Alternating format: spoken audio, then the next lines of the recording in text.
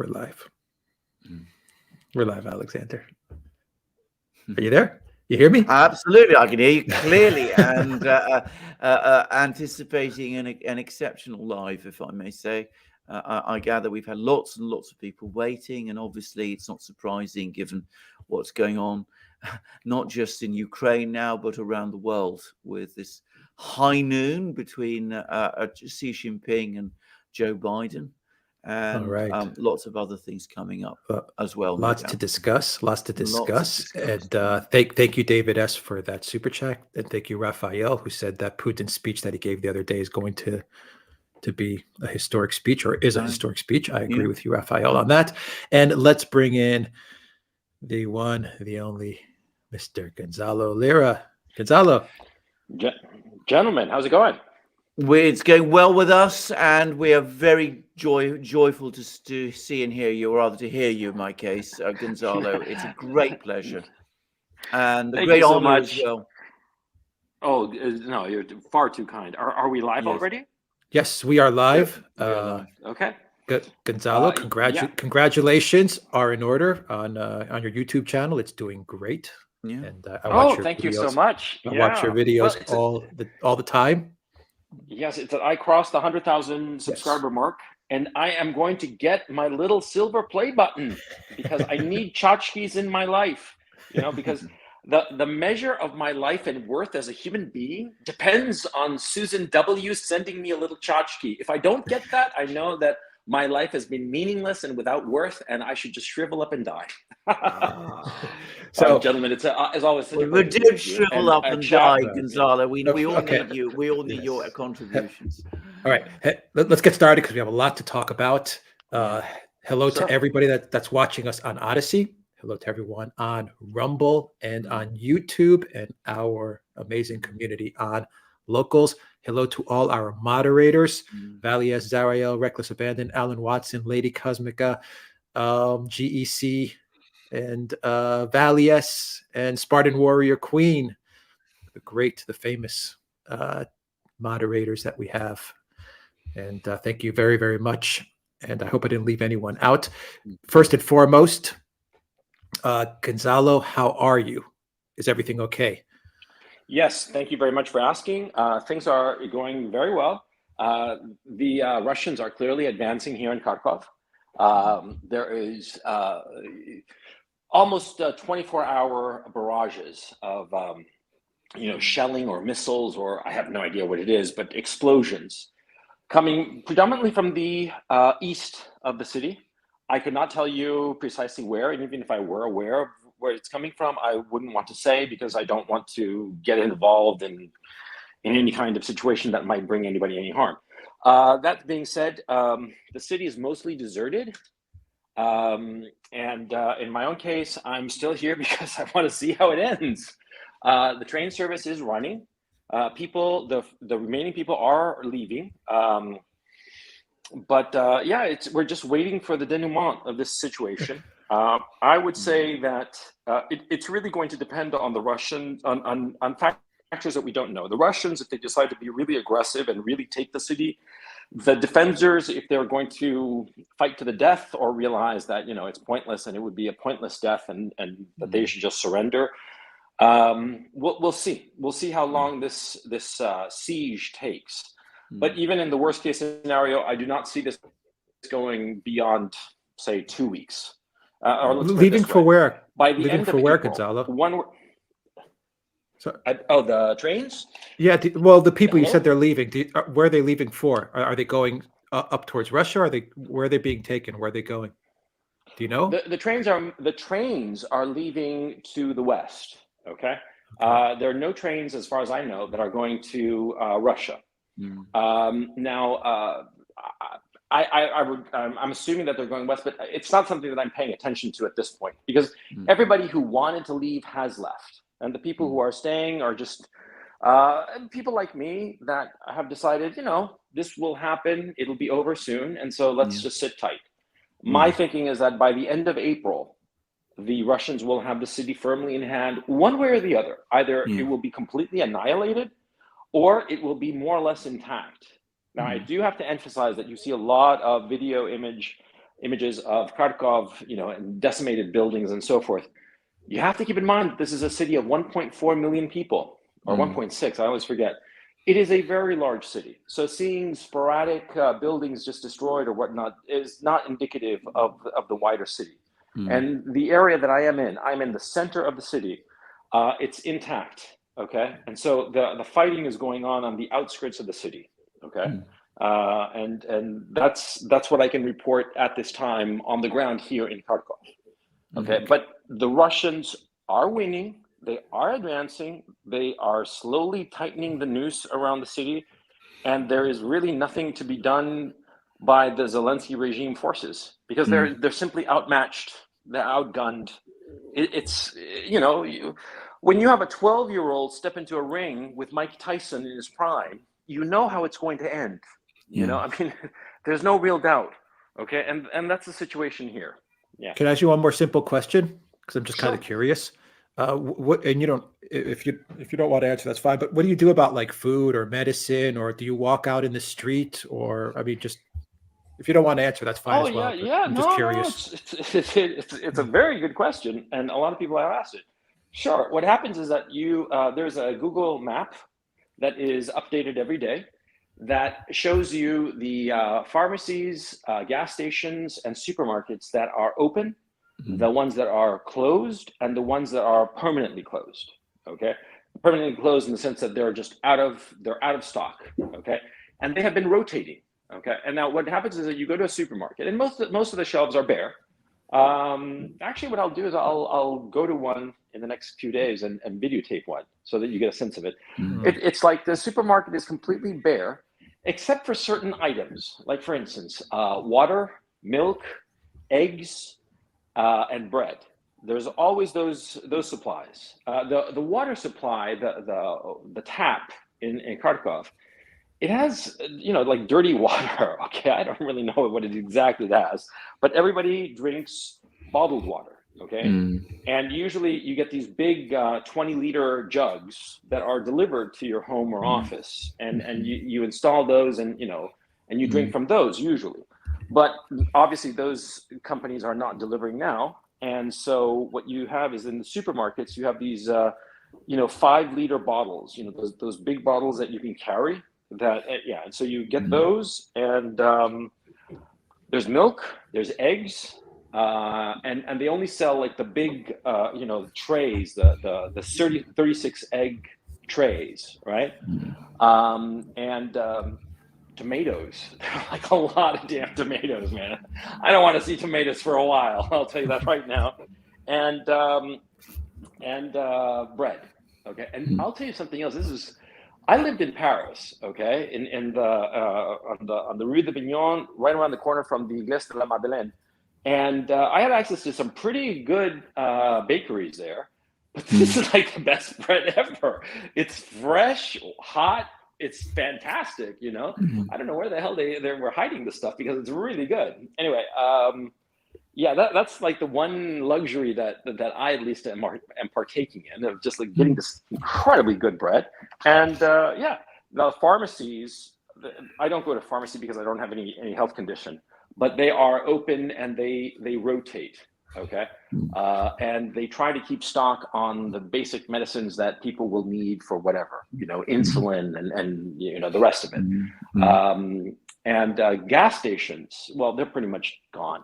I mean, the gas stations are pretty much empty because there are no trucks resupplying the gas stations. Okay, so at this point, there's the gasoline you have in your car, that's it. And that's Kharkov, which is under siege. Okay, because it is under siege. You have to understand that that's what's going on here. It is a city under siege, though I would argue that it's a very gentle siege. Okay, great. Well, let's get started then on our topic. The title of this live stream is kind of a SITREP, but say a geopolitical SITREP instead of a military, though we'll talk about the situation on the ground as well. So, we've got 21, we finished 21 days. We're on day 22 of this conflict, plus 8 years, because everyone always leaves out the 8-year part. Gentlemen, Alexander, Gonzalo, where do you guys want to begin? And let's just talk about where we are today and how you see things moving forward. Well, I think today the big news is going to be this meeting, this telephone call between Biden and Xi Jinping. And the Chinese, very uncharacteristically, have been briefing people in advance of it. And they've been making it absolutely clear as crystal that they will push back very hard if the US tries to pressure them to take any position which is essentially hostile to Russia on Ukraine. So when the Russians and the Chinese were saying at the beginning of February that they each have the others back, it's turning out exactly like that. I'm going to make a quick observation. I think that it was a serious mistake for the US administration to engage with China in this way. I think that they perhaps, if they did underestimate the extent to which the Chinese were going to stand by the Russians, then that was a major miscalculation. And I think also to try to put pressure on China. Anybody who has any experience at all of modern Chinese history would know that the worst thing to try and do with China is to try to put pressure on them. The kind of history that China went through over the last 200 years means that no Chinese government can ever be seen to bend to pressure in that kind of way, and that they'll just harden their positions in response, and they're already threatening countermeasures. So I think that's one thing that's happened. The other thing that's happening is, if we're talking about the economics, it's, I think, becoming increasingly clear, exactly as Gonzalo had been saying in earlier programs, exactly as Tom Longo said in the one program so far that we've done with him, though I'm sure that we'll be doing more, that the attempt to destroy the Russian economy, at least for the time being, at least, has failed. The financial situation is stable. Interestingly, Putin has reappointed Elvira Nabiullina to be chair of the Russian Central Bank. There were rumors that she was going to resign, that she was, opposed to this whole operation. Well, that clearly isn't the case. And she's still there. I'm going to say this straightforwardly, and I've been somebody who's been very critical of her in the past. I felt that her interest rate policy for a long time was too harsh.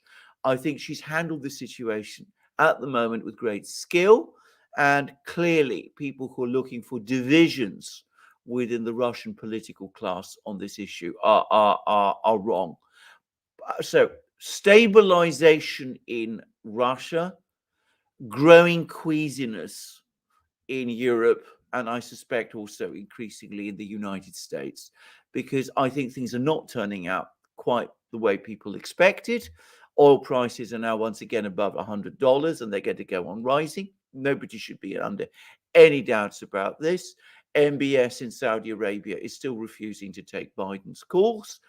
The foreign minister of the UAE has just been in Moscow, where he's been talking with Lavrov, and that was another friendly visit, apparently. So I think the economics are not turning out in the way that people anticipated. We're definitely, I think, heading into a serious recession in the West. And of course, it's a recession where there are going to be structural problems, which we've now created for ourselves through this overreach of sanctions that I think we can't really extricate ourselves from. And if you want to see the doubts, the worries, the fears that are now circulating, go to The Economist. The Economist is the most anti-Russian, neocon type magazine in Britain. I mean, it outdoes all the others. And you see that the headline article in The Economist is "The Alternative World Order: China, Russia, and the Others." Very much all the things that Gonzalo was saying. But even The Economist is now starting to acknowledge that it's beginning to take shape. Gonzalo, what do you think? What do you want to discuss? Oh, sorry about that. I thought I muted myself by accident to listen to Alexander. No, I completely agree with what Alexander is saying.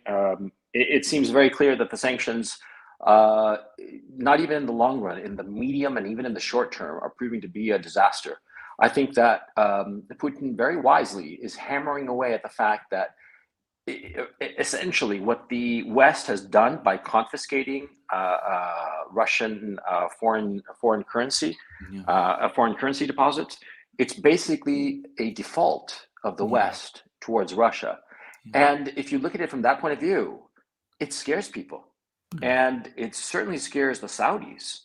And I think that also what freaks them out, what freaks out a lot of other countries, is the capriciousness of these catastrophic measures that really aimed. I mean, it was very open. They wanted to destroy the Russian economy, and number one, they have clearly failed. Because the ruble is stabilizing, and a lot of fairly smart people are making the play that maybe the ruble is the currency of the future because it's backed by commodities and the dollar is not.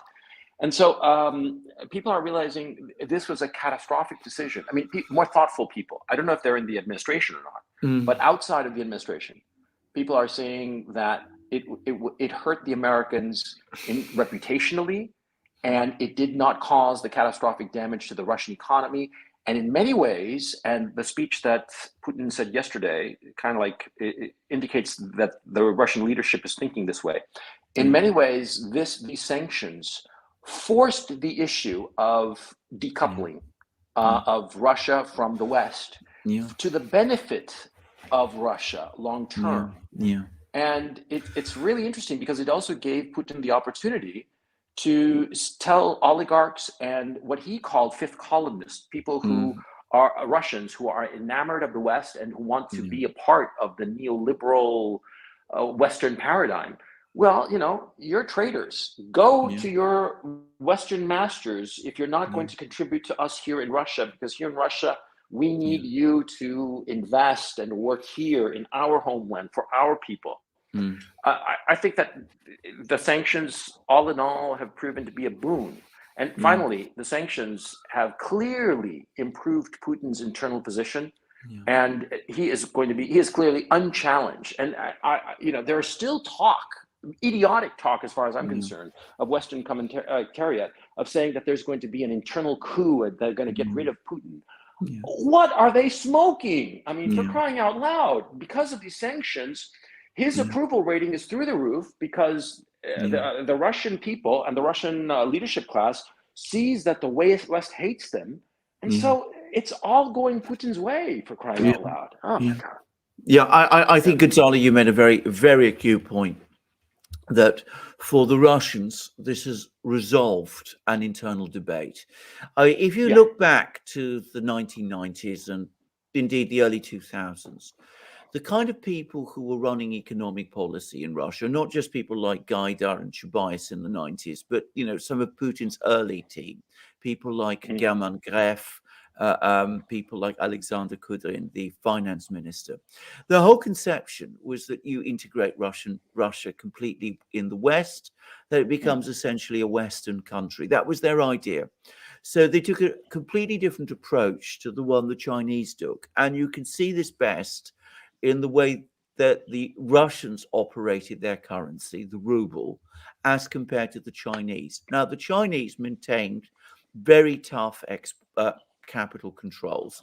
You can't just convert the RMB. I always call it the RMB, by the way, the Chinese currency, into dollars, euros, whatever. You can't just change your money and take it out of China and go to the West, at least not in large quantities, because it's a controlled currency. It operates within capital controls. Now, what that meant was that Western companies, big companies, if they opened factories in China, they weren't selling ultimately for the Chinese market.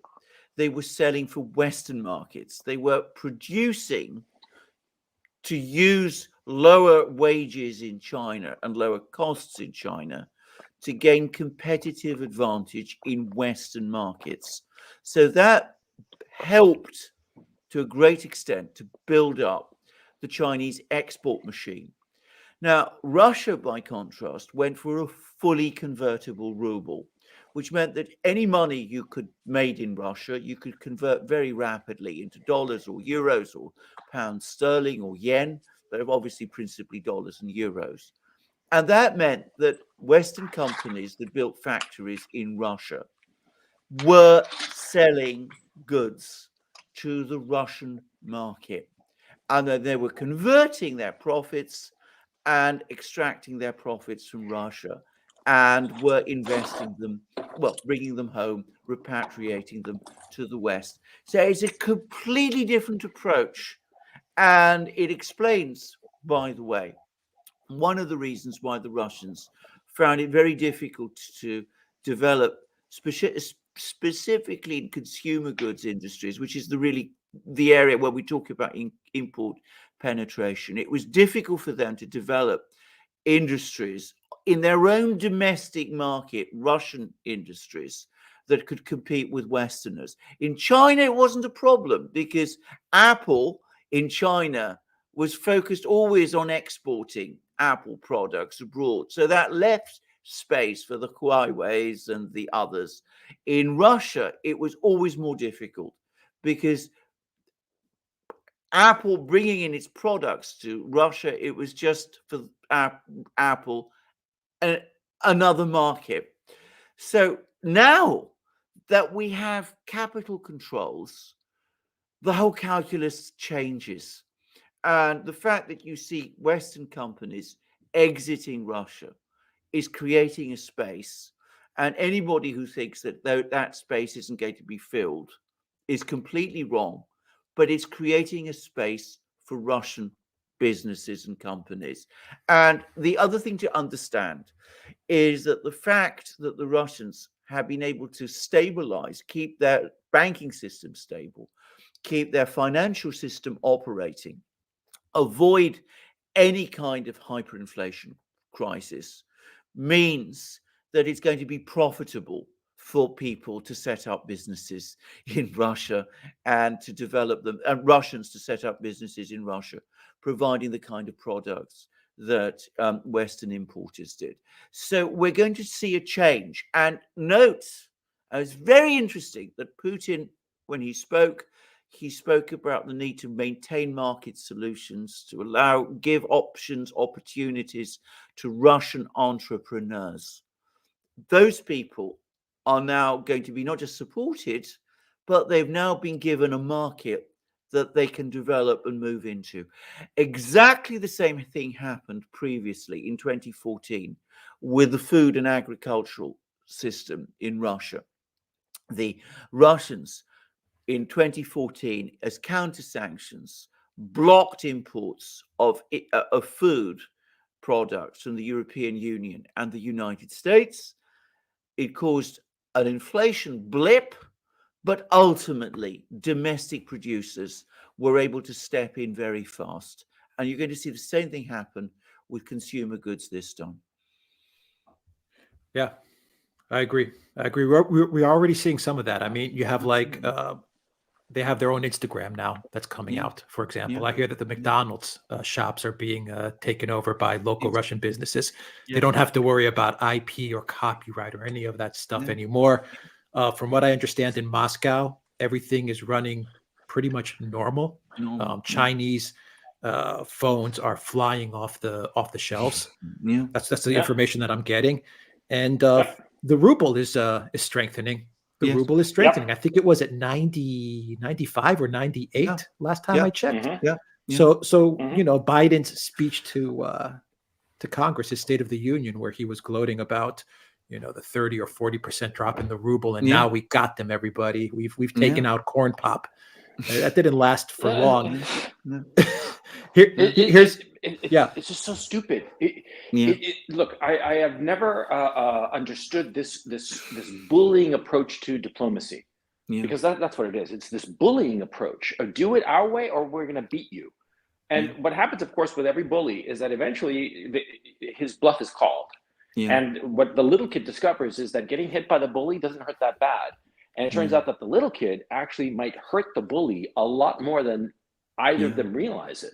And I think that a development that has happened today that DW, the German state media, news outlet said was that in the Black Sea there are something like 200 or 300 ships full of grain that the Russians are not allowing to leave because they basically control the Black Sea, and so these ships are just sitting tight there, even though Odessa is not under the control of Russia. And parenthetically, when we get to those developments, I personally believe that Odessa will be the last city that the Russians deal with, and I think that it'll fall without a shot. And I'll get to why when we get there.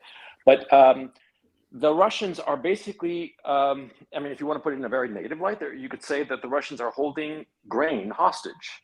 Yeah. The more important point is that they are asserting their control over the grain supply, and something I had not realized until I actually started looking at the figures.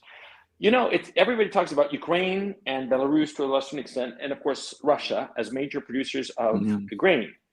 Do you know the other huge producer that I had never realized was Kazakhstan? Kazakhstan, yeah. Kazakhstan is a huge producer. So between those four countries that are all dancing to the Kremlin's tune, because, we have the problem here in Ukraine, obviously, but once this is sorted out, which I expect the war to end by the end of April, once this is sorted out, Russia is going to have at least 1/3 of the global trade in grains. Yeah, they can decide.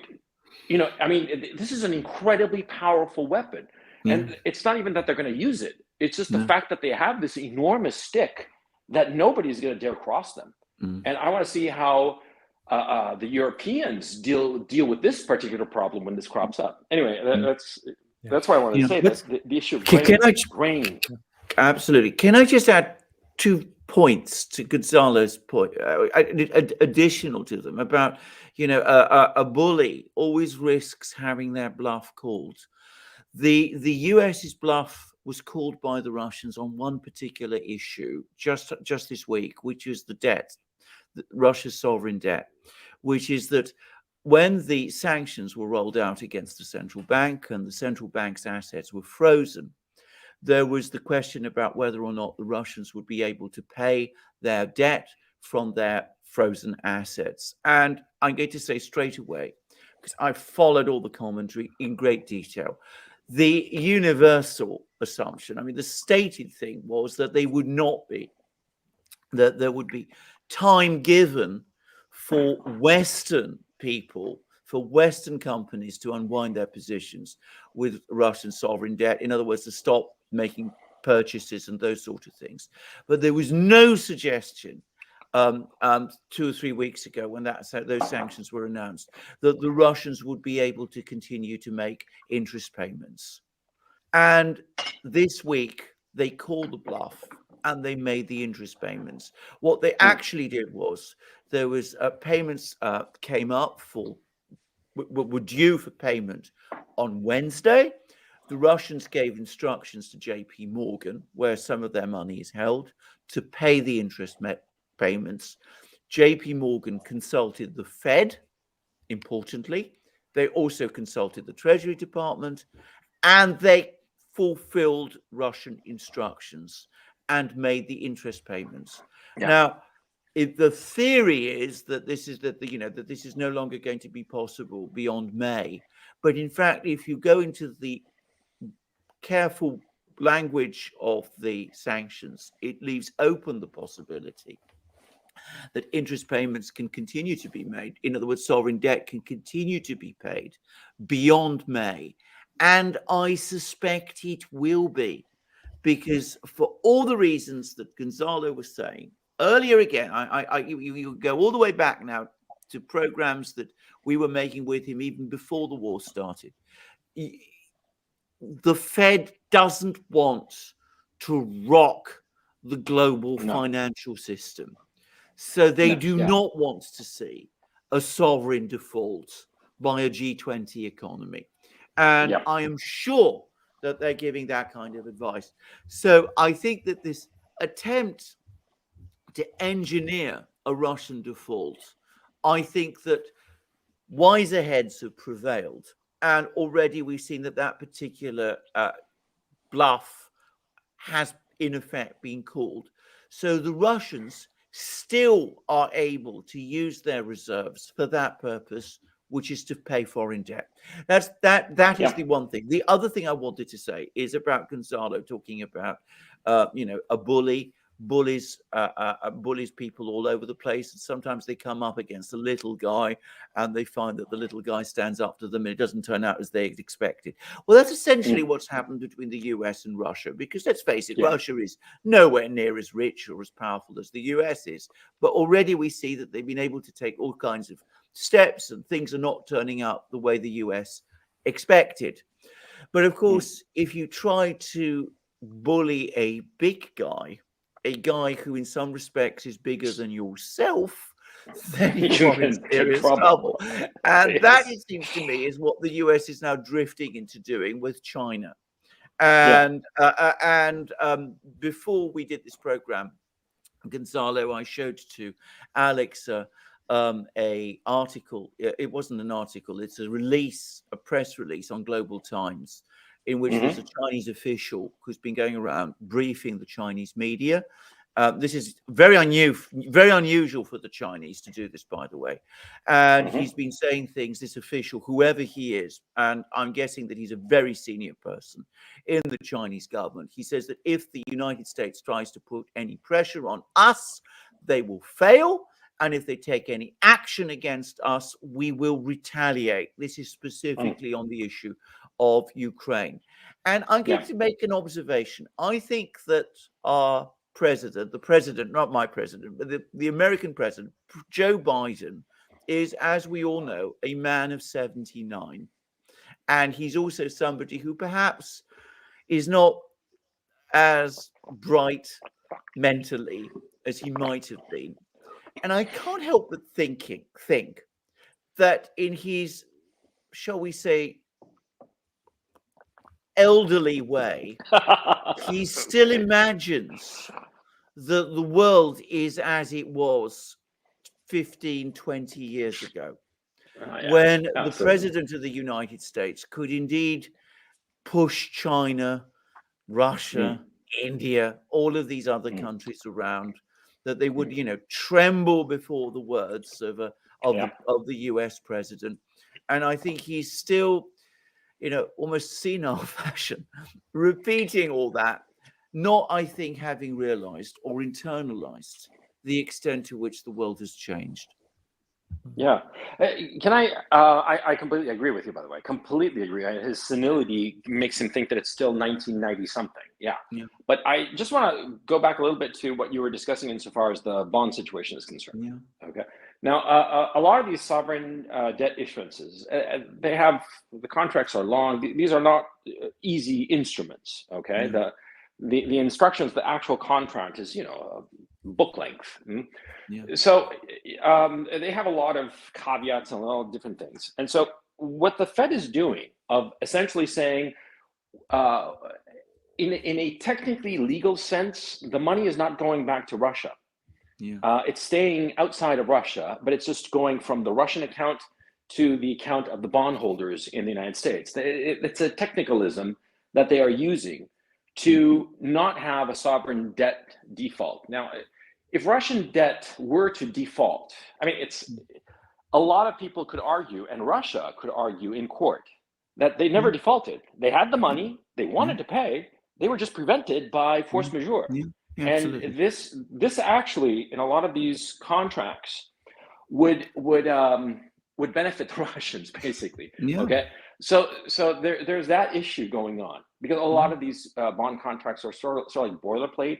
And a lot of times they have force majeure sections that, of course, never contemplate something like what has gone on, but could possibly be used to explain away a lot. But that's a side issue. The main issue, I think, are twofold. Number one, the Fed doesn't want Russia to default under any circumstances, because a lot of the people who hold Russian foreign debt are American pension funds. Like, for instance, like I read somewhere that the Kansas City teachers pension funds has a huge position in Russian sovereign debt, huge relative to their other assets. I mean, in the scheme of things, it's a tiny little fund, but their position is something like 80%, which was rational because the Russians pay, and the Russians have their commodities markets that guarantee that they'll get the influx of funds to pay off their debts. And so, yeah, it's not as good as gold, but pretty damn close, right? And so it was perfectly reasonable for the asset managers of that particular pension funds and the other pension funds that are holding Russian assets to get those Russian assets. And so now that they could potentially be in default, a lot of people's pensions in the United States could be hurt. So I think this regime of using the current account that Russia has on deposit with JP Morgan and whatever other banks, they're going to continue with that. And I think that what's going to happen, and is likely the case, is that through back channels, the Russian Ministry of Finance is talking to JP Morgan and talking to the Fed, and they're just going to quietly keep on paying them off. So I don't think that the Russian debt is ever going to default, and I think that it might actually be a smart investment. I'm not arguing this. I'm just saying this as an observation. I'm not making the investment suggestion. But it might be actually a good deal, okay? Number one. But number two, the Russians will never again issue debt in the West. No. And of course not. They never will again. And so because of that, the United States has deprived itself of enormous leverage over the Russians. They pulled a financial nuclear weapon on the Russians, and it was the one go. They're never going to put out paper in the West. They are, whatever is going on with their current account outside of Russia in the West, they're going to let that wind down and pay off all their foreign debts. And then they're just going to forget about it. They're never going to use the Western financial system ever again, not even via proxies or not even via Hong Kong or something like that.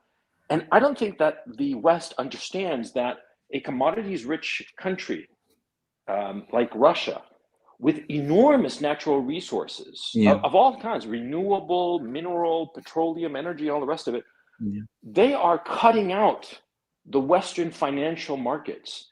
That hurts the Western financial markets far more than it hurts them. And it's going to benefit, in order of importance, the Chinese financial markets and the Russian financial markets. They did not think this through. It was a stupid emotional decision that is having catastrophic results on the Western financial system. Okay, I mean, I just want to emphasize that point. I think you're absolutely right. I've nothing specific to add to that. I think you're completely right. Just on the issue of force majeure, which is, by the way, I've worked in. It's an area that once upon a time I was very, very familiar with. You're absolutely right. I think the Russians have a very strong legal defense on force majeure. And of course, you've got to understand that if you're a bondholder and you are not able to recover your money because of actions by the US government, well, then you might decide, if you're a US bondholder, that the people you should be suing are not the Russians, because what can the Russians do? You sue the US government. So I mean, this is, I'm not predicting anything, because I don't, this is a complex situation. But I can very, very easily see how this could result in a flood of court cases, which I think might be very embarrassing.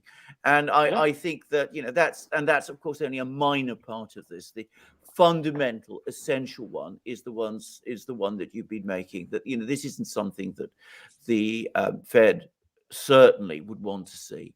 I mean, they have a very difficult situation now, keeping the US economy on a stable footing after all the administration has done. And I'm sure that's their primary concern. But, I'm sure they've been getting legal advice, as the US Treasury Department, and they've probably been telling them, that this isn't an easy situation. If you start defaulting on your obligations, your legal obligations to the Russians in this kind of fashion, then you're exposing yourself to action, not by the Russians, legal action, but by affected parties. Exactly. And here's something else too. If you cut off the Russians, that they don't have access to their funds, right? And they, of course, cannot sell their bonds, you're isolating them. So the Russians are basically, yeah, okay, that money is lost. Yes. They write it off. It's going to hurt, of course, but at the end of the day, it's surplus. It's extra that they have. It's not money that they need. Whereas the bondholders, it's money that they need. Okay. So this was, I just find it just so incredibly stupid. The people who made this decision, and I suspect it was Obama himself. Obama himself was like, yeah, let's go and just really just sanction to show that, I'm really smart. I'm a master manipulator of the global stage. I mean, I'm convinced that one of the big hands pulling the strings on the Joe Biden puppet is Obama. And he's just so damn stupid. Yeah. But anyway, moving on. Yeah. I'm sure you're right. And notice that he's been very, very silent. Yeah. Throughout He's in the this shadows. affair, which This was an infallible sign, in my opinion, that he's very actively involved. It's his style. Yeah.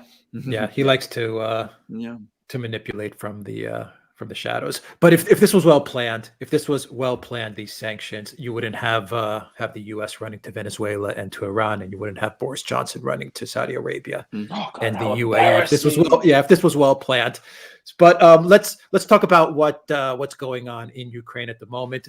At least what you guys know, because there's a lot of fog of war, and things are moving very, very quickly. But let's try to, if we can, add some clarity as to what's going on in Ukraine right now. And just real quick, let me read you this, which has to do with what's going on in Moscow with a rally for the Crimea Reunification Day. The reports are coming out saying that there are 200,000 people at a rally to celebrate this day. This is coming from the Ministry of Internal Affairs of Russia.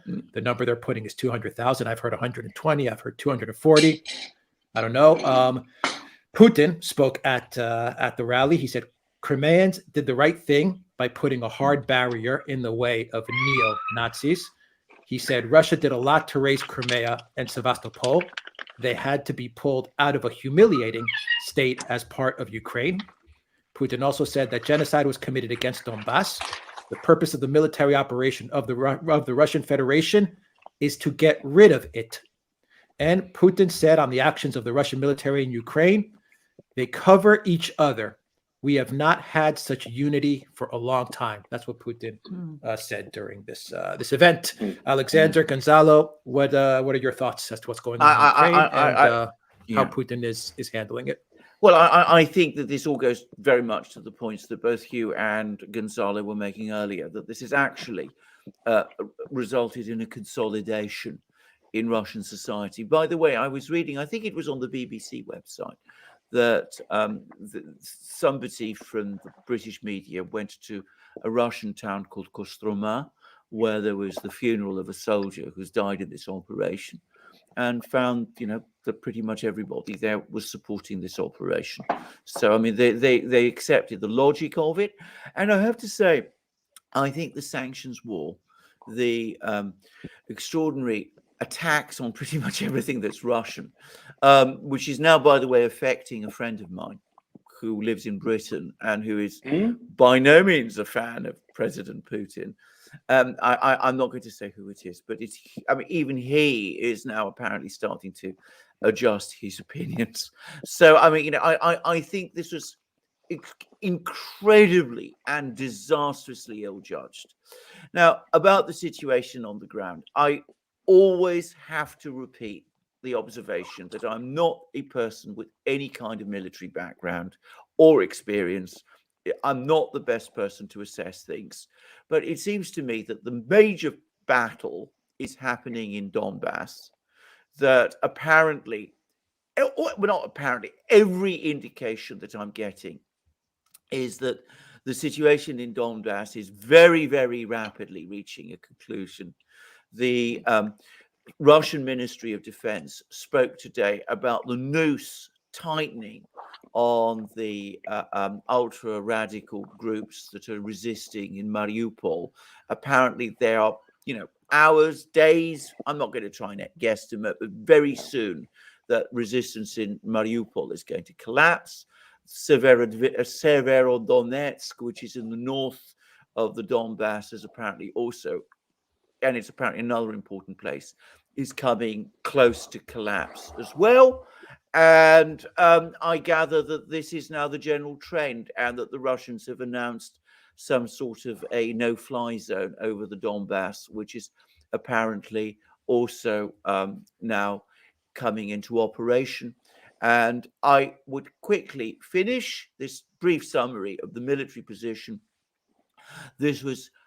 I saw this sentence in an article about the war in the British newspaper, the Daily Telegraph, and I sent it to Alex earlier, and it reads: military experts have warned that Russia is planning a lightning advance upwards from southern Ukraine to link with other battalions to encircle Volodymyr Zelensky's army and claim it has won the war. So it's another admission from parts of the British media that there is this cauldron, this tightening around the Ukrainian forces in Donbass taking place. There was an earlier admission, if you remember, which we discussed in the London Times a couple of days ago. Now we have another one in the Daily Telegraph. And I think that these snippets are essentially ways of some people trying to convey to the British public, who are being fed a completely different account of the state of the war, but they're preparing them at some level for the fact that some kind of collapse of the Ukrainian forces in the Donbass is coming. And just to finish on this, my own view, and again, I'm taking this as a completely ignoramus, if you like, or well, not an ignoramus, but somebody who's not who finds military assessments, they're not my area of expertise. But I'm going to make a guess that if and when the point when the Russians may decide that they want to roll into places like Kharkiv, Chernigov, Sumy, all of these places we've been hearing so much about, it'll be when you start to see the major Ukrainian forces in the Donbass start to collapse. Yeah. One of the fundamental mistakes the West makes, and again, I come back to Clausewitz. Clausewitz always used to say, ignore the cities, focus on the enemy's ability to continue fighting. Your target is not the cities, it's the enemy's army. I should say, I've actually read quite a lot of Clausewitz in my time, because he actually talks a lot about politics rather than, war. Always stood out for me. I'm sorry, Alexander, I have to cut you off. Agricola says one part of Clausewitz's doctrine is to win, you have to break the enemy's will to fight. To do this, you have to beat his army decisively. Sorry. That's the quote. There you go. Well, there you go. There you go. Yeah. Yeah. No, well, my thinking about the situation, it's very interesting that the Telegraph finally is mentioning this and coming up with this incredibly foolish subterfuge of the Russians carrying out a lightning offensive to the north. No, this has been incredibly systematic. And it's been going on since the very beginning of this war of surrounding the army, the army of the main army of Ukraine, which is in the east and the Donbass near the contact line. And nobody's talking about this, but that is clearly where the war is. The news around Kharkiv, for instance, I've said before that it's closing, but if the Russians decided, hell, we're going to take the city, they could take it in an afternoon. Okay. I mean, it's an issue that they don't want to, because they realize the incredible destruction of it.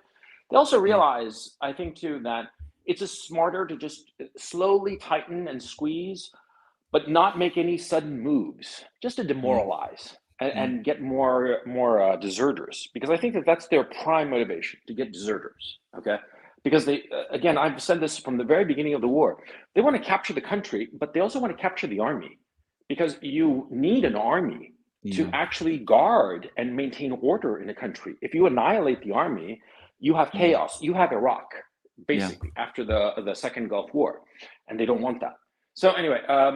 The situation that I have heard so far is that Mariupol is going to fall. That's inevitable. Just before we started a couple of hours ago, I heard that Sector 4, on the left bank in Mariupol, had fallen. And there are basically 4 sectors of the city that are maintaining resistance. And the city itself is just demolished, of course, because that's where the hardcore Nazis are. It's their last stand. Yeah. And they're not going to give up. They're going to fight to the death, because they know that they're dead men if the Russians capture them. The Russians, by the way, are having all military-age men strip to show if they have any tattoos, any Nazi tattoos. Okay, not strip in like any kind of ridiculous way. Just raise up your shirt, show your belly and your back and your arms to make sure that there are no Nazi insignia. And they have captured a lot of people who do have that Nazi insignia. And that goes to show you that the Azov battalion, the Nazis, the neo. I'm sorry, I mentioned the word that you don't like using. The neo bad guys of the 30s and 40s. Well, there are a lot of them in Mariupol, and that is ending. That is, there's no escape for those men because there's no way to resupply them, refit them, refuel them, or evacuate them, or reinforce them. So it's over for them. It's just a matter of time. Now, insofar as the main army to the east, which is obviously the number one priority, the West has no idea what's going on over there. And they automatically discount any account coming from, not only coming from the Russians, who in general, when they put out official releases, they don't lie. They tell it more or less like it is. Sometimes they might ignore something. It might be a lie of omission, but they're not going to lie proactively like the Ukrainians have. Ghost of Kiev, anybody? What I'm thinking at this time is that the Russians probably at this time, after the consolidation of the last few days, they seem to feel that they've got a firm grip on Ukraine Central and Ukraine East. They don't have the territory between Kiev and Kherson, Dnipropetrovsk, that area, but they don't need it, quite frankly, because it's just basically cows and wheat. Apart from Dnipropetrovsk, there's no army there. There's nothing vital there. There is the city of Dnipropetrovsk, but as you said, the war is not about cities; it's about armies. And the army is to the east. The army is surrounded. The other army or main group is in Kiev, setting up defenses to the city. There's also been like a lot of talk of defenses going on up in Odessa, and everybody's saying that there's going to be an amphibious assault and all the rest of it. And then earlier today, first thing in the morning, the Russians launched I would call it a medium to small sized attack on the Lviv airport. They hit it with 6 cruise missiles that were apparently launched from the Black Sea, from submarines.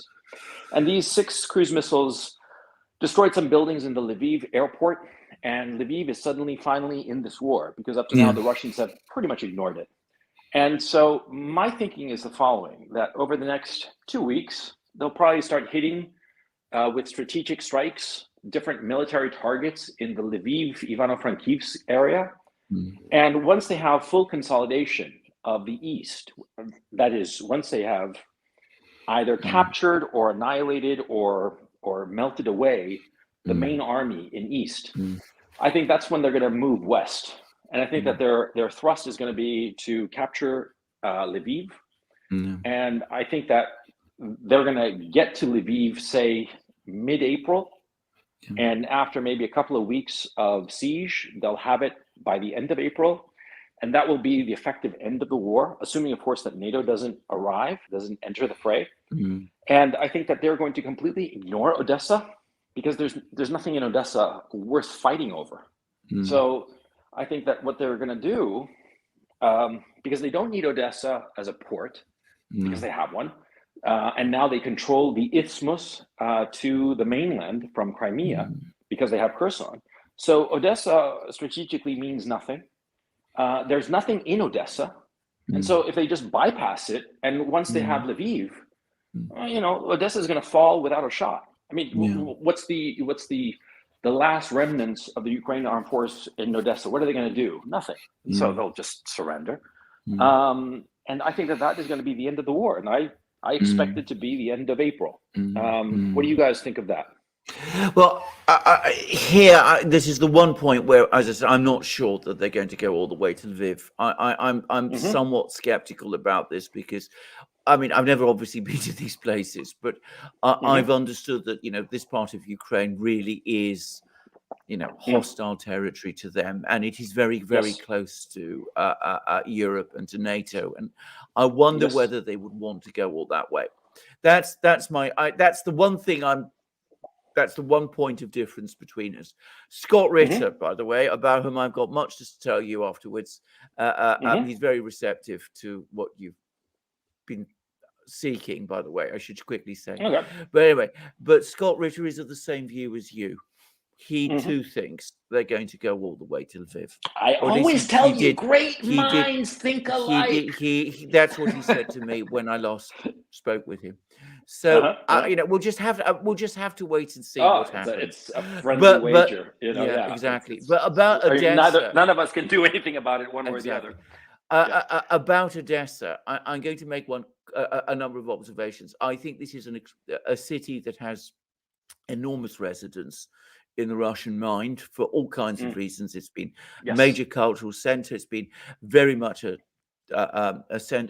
topic. It's a theme of Russian literature. Gangsters of Odessa are very much part of Russian literature and Russian folklore. I mean, it's a city that, for me, from what I've understood about this, it has a sort of Chicago plus New Orleans quality about it from a Russian point of view. It's also, so I understand, I've never been there, an extremely beautiful place, and with a lot of historic architecture. I think the Russians would be extremely unwilling to get themselves involved in some sort of massive battle for Odessa, which could cause that place structural damage, incalculable damage. Exactly. By the way, quick parenthesis. Did you notice how they put sandbags around the statue there? Oh, no, That showed that they truly care about their city. It's not just a collection of stones and statues. No, exactly. And I was extremely impressed by that. But I'm so sorry, I cut you off. I know, I completely agree. I totally agree with that. My own personal view, however, is that if the army in eastern Ukraine collapses, I think resistance in Kiev itself will collapse very fast. Yes. And once Kiev collapses, frankly, there is nothing. The whole political structure, the superstructure, not the underlying superstructure, but the people at the very top, the whole thing that holds the thing together, will just implode. And I think that if there's going to be a climactic battle, well, the climactic battle is going to be in Donbass, and then everything else will fall like the fruit off the ripe fruit off the tree. That's my own personal view. Odessa does have one strategic importance, I think, which is perhaps a way to connect to Transnistria. So there is, but in the scheme of things, I mean, think of it. You're Putin. You're the Kremlin leadership, the military leadership. Why get involved to potentially damage your airport? No, I don't. Yeah, I agree. I don't think they're going to damage it. It's like, I agree. I don't think they want to damage it, but I think it is an important city for strategic reasons as well. Yeah, but what do you guys think about the rumors that there's going to be a ceasefire and they're going to come to a solution, mainly coming out of Turkey and following the talks between Putin and Erdogan and Blinken? Blinken made a comment as well where he said, for the first time I've heard him say, that he sees a way to resolve the conflict, which is interesting, coming from the man who was pushing this conflict from the get-go. I think Blinken sees the writing on the wall as well. But I think you've answered the question. I want to answer that so bad. I'll tell you what I think. That the Russians are just stringing everybody along. They have no intention whatsoever of coming to any kind of diplomatic solution.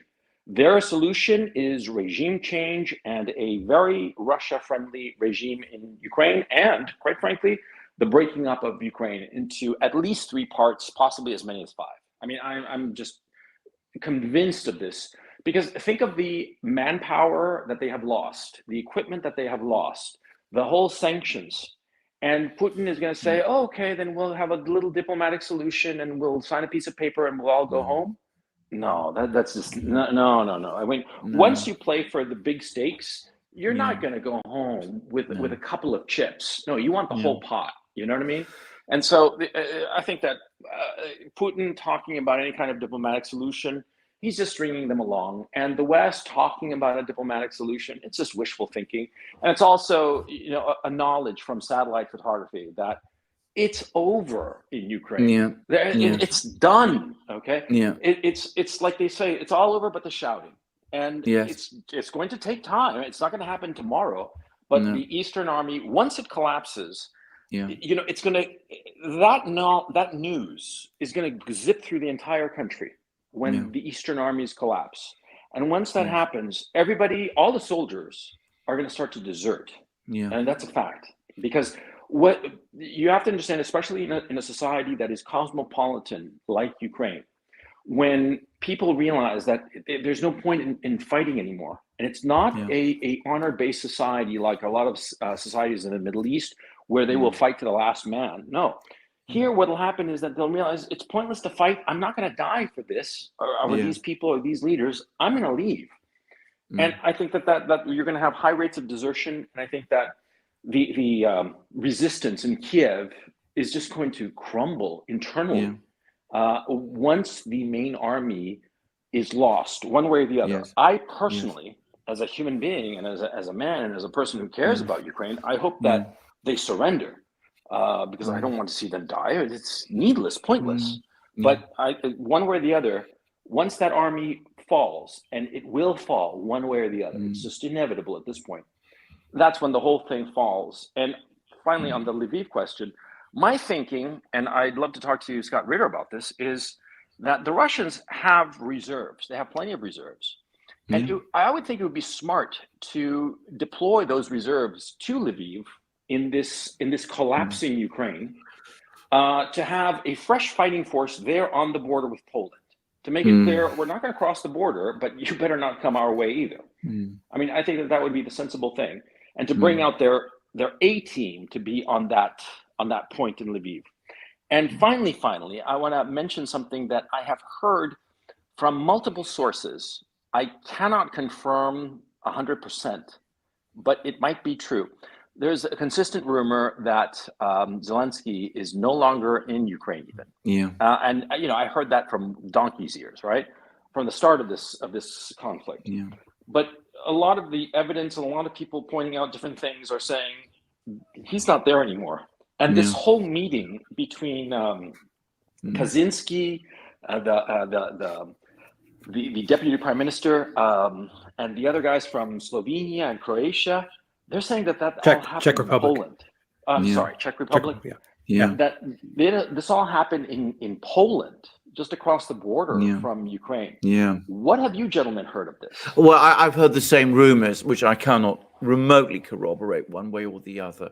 It wouldn't surprise me. I mean, that's all I think I can say about that. Go on. No, I mean, Helmer's article is the only thing that I can cite. Right. That's my only source. Yes. Yeah. I mean, it seemed very compelling.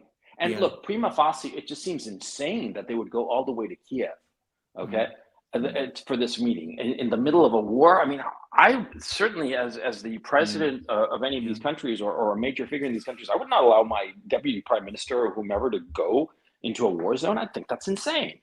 And so that's why I don't really believe the story that they went to Kiev. They might have gone to Lviv, but this whole notion that they never even crossed the border into Ukraine and that Zelensky himself is and has been in Poland this whole time or quite some time, I find that I don't know what to think of it. I think it's interesting. But you guys, you think it's still at this time a rumor, because that's what I think it is. I wouldn't. Yeah, I would put it no further than a rumor. But it's not. It's not. I wouldn't say it's an impossible thing. My own personal guess, actually, is that Zelensky moves around. I think he's had one or two press conferences which have actually been in Kiev. But of course, that doesn't mean he's there all the time. And I think that's an important thing to say. And I certainly think that the US would not want him to fall into Russian hands. So I don't think the Russians. that would be. Alexander, can I ask you a question? Do the Russians want him, though? I mean, no, we made the point last time that the Russians don't want to, take on the leadership of another country. Obviously, they see it as, I mean, I don't want to say taboo, but they saw what happened to Gaddafi. They saw these things happen. They don't want to go that route. I mean, I would imagine, I think you're right. He probably can move around freely. And Really, yeah. I would imagine the Russians want it that way, for lack of a better word, because Well, they want him around. Absolutely. I don't know if I'm off base there, but I don't think you are, because I don't think they're intimidated, or I don't think they see him. I don't think they see Zelensky himself as a serious adversary. So I mean, they've got no incentive to do anything to him. If this is, and by the way, this is just my own comment. If the Poles and the Czechs and the Slovenes did go all the way to Kiev by that train, I'm absolutely sure that it would have been cleared with the Russians. Oh yeah, no question. So that is a point to perhaps bear in mind. But I have to say, I thought that whole incident, that whole episode, was a very, very odd one. I think it was partly Go on. Go ahead, Alexander. You said it was partly. I think it was partly an attempt to try to. Zelensky had been saying all sorts of things about NATO, about Ukraine leaving, not joining NATO, and I think that caused some concern, and I think the need was to send people to meet Zelensky, to bring him back on message, basically, because he gets off message very, very easily when he has things scripted for him, as he did it for the speech to the Congress. Well, that's one thing. He reads his lines, but sometimes when he doesn't have his lines written for him, he goes off message. And I think this is partly an intention, was to try to get him back on message more than anything else. What do you guys think of his speech? Just one very last point about that incident of the leaders. Interestingly enough, it didn't get much coverage in Britain. And yesterday, for the first time since the start of the war, for a fairly lengthy period during the day, it stopped being the lead story in the British media. The Financial Times, which has been, perhaps the most heavy newspaper that's covered the war most intensively, it was actually leading for most of yesterday with a story about a ferry company, a British ferry company, which has laid off 800 workers. So that was very strange. And that suggests to me that there's an awful lot of intensive briefing going on. It seems that they're getting ready to cut their losses on Ukraine. I think so. That's how I feel about it. Yeah. I mean, that's what I hope desperately, that they cut their losses, because the only thing that these people know how to do is either cut their losses or double down. And at this stage, doubling down means war, NATO war with Russia, which would be catastrophic for Ukraine, which is something that I personally would be, completely against, of course. But no, what I wanted to argue, I wanted to get your opinion of what you thought of the speech he gave to Congress, because I thought it was kind of like an insane speech. Yeah. I mean, he tried to hit every emotional button that he could think of. 9/11, Martin Luther King.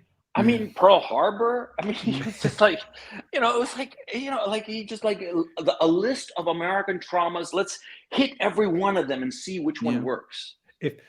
If I could quote Alexander, whoever thinks that Zelensky or his team actually wrote that speech, well, I have a bridge to sell you.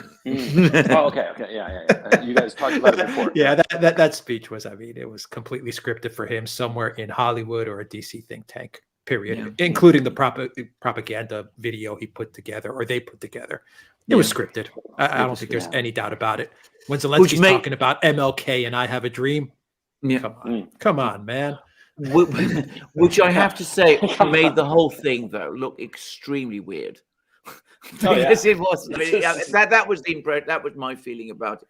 The whole thing felt completely unreal. Now, Gonzalo, you have much more experience of scripts and film sets and things like this, but this whole thing looked to me, it didn't look like a real thing. It looked. The question should be asked to Gonzalo. Gonzalo. This is your province, your expertise. Yeah, but lousy acting and bad lighting. No, seriously, do you think it was scripted? Do you think? I mean, serious question. Yeah. I mean, I think it was. This is coming from an expert. Yeah, no, it's scripted by people who are desperate. Okay. desperate people. And of course, the script didn't make any kind of logical sense, because No. if you're doing so well in your war, you're not like freaking out and begging people to join in your war. Yeah. If you're carrying on the good fight and really sticking it to the Ruskies, then you want help, sure, but you can handle it. You have that self-confidence. There was no self-confidence here at all. There was desperation and panic. And so it was a ridiculous speech. And look, the whole thing is over. And here's a thought I want to bring to the table. Ihor Kolomoisky, the oligarch, is the one who installed Volodymyr Zelensky, the actor, as president. That's the one who brought him there, brought him to the party. Now, right now, his date, if you want to call it that, are the neo-fascist, thugs, goons, whatever you want to call them, who are in Ukraine, and the SBU crowd, the secret police crowd. They're the ones running Zelensky at this time, and he is their puppet. Kolomoisky, he split to Switzerland, and he's long gone. And the word is that he's trying to cut a separate peace with the Russians, so that he can go back to Ukraine eventually, to Dnipro, which is his hometown. And the Russians are playing hardball with him, but that doesn't matter. Right now, Zelensky is the puppet of these gangsters. Now, let me ask you the following question. And this is just, it's something I just thought of as we were talking now. This guy is an actor. He's a puppet. He's been a puppet of two different groups so far. Would you put it past Putin to determine, we'll keep on Zelensky, the puppet, and surround him with our guys. And we'll just keep on pulling the strings on Zelensky as the figurehead, as the puppet, while our guys, first of all, get rid of all these goons and these thugs and these criminals. You can get rid of them, I mean, like in a permanent way, in the 9mm way, and get rid of all these people, install our guys, and keep on with the Zelensky puppet for continuance of government's sake, and sign an agreement with Zelensky, a ceasefire agreement. But it's really like we're signing an agreement with ourselves, kind of thing, and he's just the puppet playing the other side. You see what I'm saying? No, I think that's absolutely. I think that actually has been at one point. I think that was at one point certainly the Russian plan, and it's a plan which I think they're still prepared to work with. Keep Zelensky in place, recreate the government below him. That means that since he's the legitimate president of Ukraine in the eyes of the outside world, then any agreements they reach with him can't very easily be criticized by the Western powers. And if they agree a deal with him, they can put it forward to the Security Council of the United Nations. And then if that's backed by Zelensky, what does the West do? Does they go against the deal that Zelensky himself is endorsing? So I think that is an option, and I think that's still there at the back of their minds. I have to say, though, I think that they also probably are coming to the realization that Zelensky would be an extremely difficult person to control in that way. I think they would, if they did it, it would only be for a short time, and I think that very quickly they would shovel him off and bring in somebody that they saw as more steady and more reliable. So I there is another factor as well, which is that I get the very strong impression that Putin personally doesn't like Zelensky at all. I mean, obviously they've never met, but I mean, I think I think he has a general animus towards Zelensky. He thinks he's a drug addict. Surprising, exactly. Which is look, because he is. We're all grown-ups. And so, I think that's what he objects to. And I suspect that, getting the vibe of Putin, he despises that lack of discipline. Okay? Yes. It's one of those guys who's like, it's perfectly fine to get drunk once in a while, but quietly when nobody's around, not in public, and certainly not be taking drugs, not in public especially. So anyway, but it's just a notion that it would make life very easy for the Russians if they had a puppet like Zelensky. And the thing is, it can give this illusion that that Zelensky is the president, and therefore the ceasefire and the withdrawal and everything is hunky-dory kind of thing. Yes. And it, but I don't know if Putin would not really go for that because it might be an illusion that would be a little bit too effective, and people in Russia would say, "Oh, so you lost in Ukraine." You see, Yeah. you see the. I don't know. It's a delicate thing because to oust Zelensky outright, to take Yeah. Kiev and just kick him to the Yeah. curb, and Yeah. put in anybody else, Yes. the rest of the world is going to say, "Oh, it's the illegitimate government." Yes. And Yes. so it's this Yes. problem that I have no doubt that Putin has a solution already in mind. Yeah. So I'm kind of curious to see what that solution is going to look like. Bear in mind, there's a particular event which the Russians are very, very familiar with, and which is often discussed in Russia, which is what happened in Afghanistan in 1979, when they did go in and they did actually overthrow and kill the president. They kept the rest of the government going, but they killed the president and replaced him with someone else. And that meant that the rest of the world said this is a illegitimate invasion. Whatever deal was done is wrong, and the government has been changed, even though actually all the personnel below were actually retained. And that was massively, massively damaging diplomatically for the Russians. So that's a reason for keeping Zelensky in place if they can, but it might not be that easy. And of course, I suspect a lot of it will depend on how events on the ground shape up and what Zelensky himself does. If the military in the east collapses, and assuming he's not in Poland already, let's say he's in Kiev, he might flee to Lviv, he might flee from Lviv to Poland, he might end up in the west, in which case, obviously, there's very little that the Russians can do. On the contrary, if he remains in Kiev, then maybe we could start to see some of these scenarios that you've discussed shape themselves out.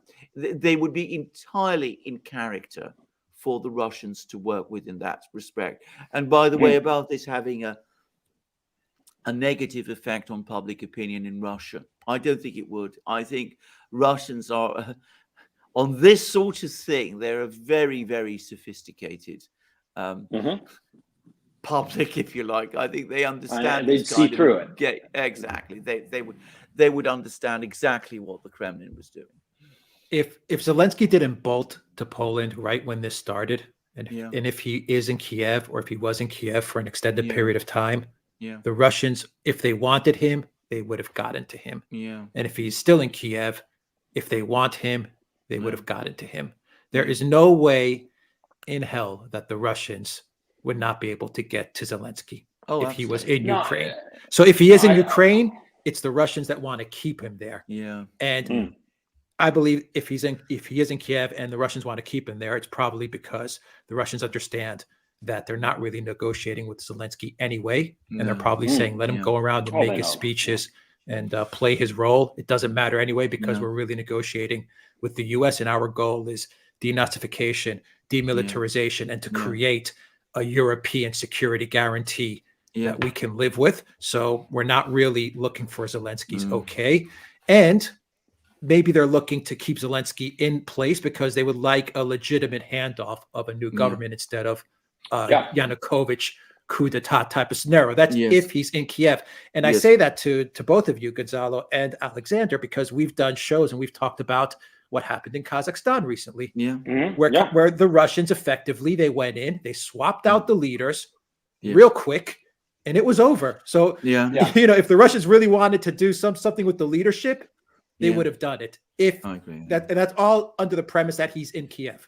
Maybe he bolted on the first day and left, and the Russians couldn't get to him. That's a different story. I mean, the reason we're talking about all of this is, of course, we already see the end stage of this, that the Russians are going to win. And so the issue becomes, how do you square the circle of bringing everything back into the fold? And I insist that I do not believe that the Russians will allow Ukraine to continue to exist in the current geographical shape that it has. I just don't see that happening. And I think that quite frankly, and I think a lot of Ukrainian listeners, if they hear me say this, would be upset with me, but I think it's the truth. Ukraine would probably be much better off if it were broken up into smaller countries that were ethnically homogenous, and these broken up smaller versions of Ukraine, Novorossiya, New Ukraine, call them what you will, I think that they would all be happier long term, and more prosperous, and just better overall than the smorgasbord that we currently have, which is it's falling apart as we speak. So yeah, that's my thinking, and I'm really wanting to figure out what the Russians are thinking, because they must have a vision. Because they don't do something like this without a clear sense of like what they see the end picture, and they must have it in mind, and it must be very simple and straightforward. And I guess I'm impatient. I want to know how the story ends. You know what I mean? If it were a book, I'd flip to the last 10 pages. Well, I think you're right, and so would I. At the moment, the Russians are playing with their cards very close to their chest. And on the point of the negotiations, I think that to some extent they are stringing the Ukrainians along. Of that, there's no question. But I think also negotiations serve a useful purpose, because if the Ukrainians start saying things that, you know, the Russians can work with, then the Russians might take that and start building on it. So if Ukraine suddenly becomes serious about the fact that it's not going to join NATO, and I think the Russians are very cynical about what the Ukrainians are saying on this, but if the Ukrainians come up with some serious proposal, then the Russians will take it, and then they'll come back and ask for more. But I come back to what I was going to say. I mean, we've had a telephone conversation yesterday between Erdogan and Putin was implacable. He's not yielding on a single one of the demands that he made at the end of February, which strongly suggests to me that he's expecting things to end with all his demands fulfilled. And what I'm getting from his speech today, it's exactly the same. I don't get the sense that he's pulling back or modifying his views, or is in any way feels that he's under any pressure to. All right. Alexander, Gonzalo, before we get to questions, I have a question for both of you guys. Gonzalo, you kind of did a video on this on your channel, so I think you'll have a lot to say about this, and I'm curious to hear what Alexander says. Given the news that we're getting from the Western mainstream media, it's obvious that Russia is losing this war, and I've heard reports saying that the Russian military has, at best, maybe 8 to 10 days left, and this is coming from serious, and I say that serious sources like the New York Times and the Washington Post, as well as Pentagon they generals. always tell the truth. Yeah, tell the truth. Yeah, I know, that's why I'm saying. But anyway, okay, it's coming from the paper of record, and so let's discuss it. And we are hearing this from their sources inside the Pentagon as well, which are saying that the Russian military is in disarray. The latest number of fatalities that the New York Times claims for the Russian military is 7,000 dead and 25,000 injured. And Putin is desperately looking for a way out of this. He's looking for a negotiated settlement. Alexander and Gonzalo convince me that Russia is not losing this war, and that Putin is not in a state of desperation to try and wind this war down with an agreement. Well, I will go on. Gonzalo, you go first. Okay.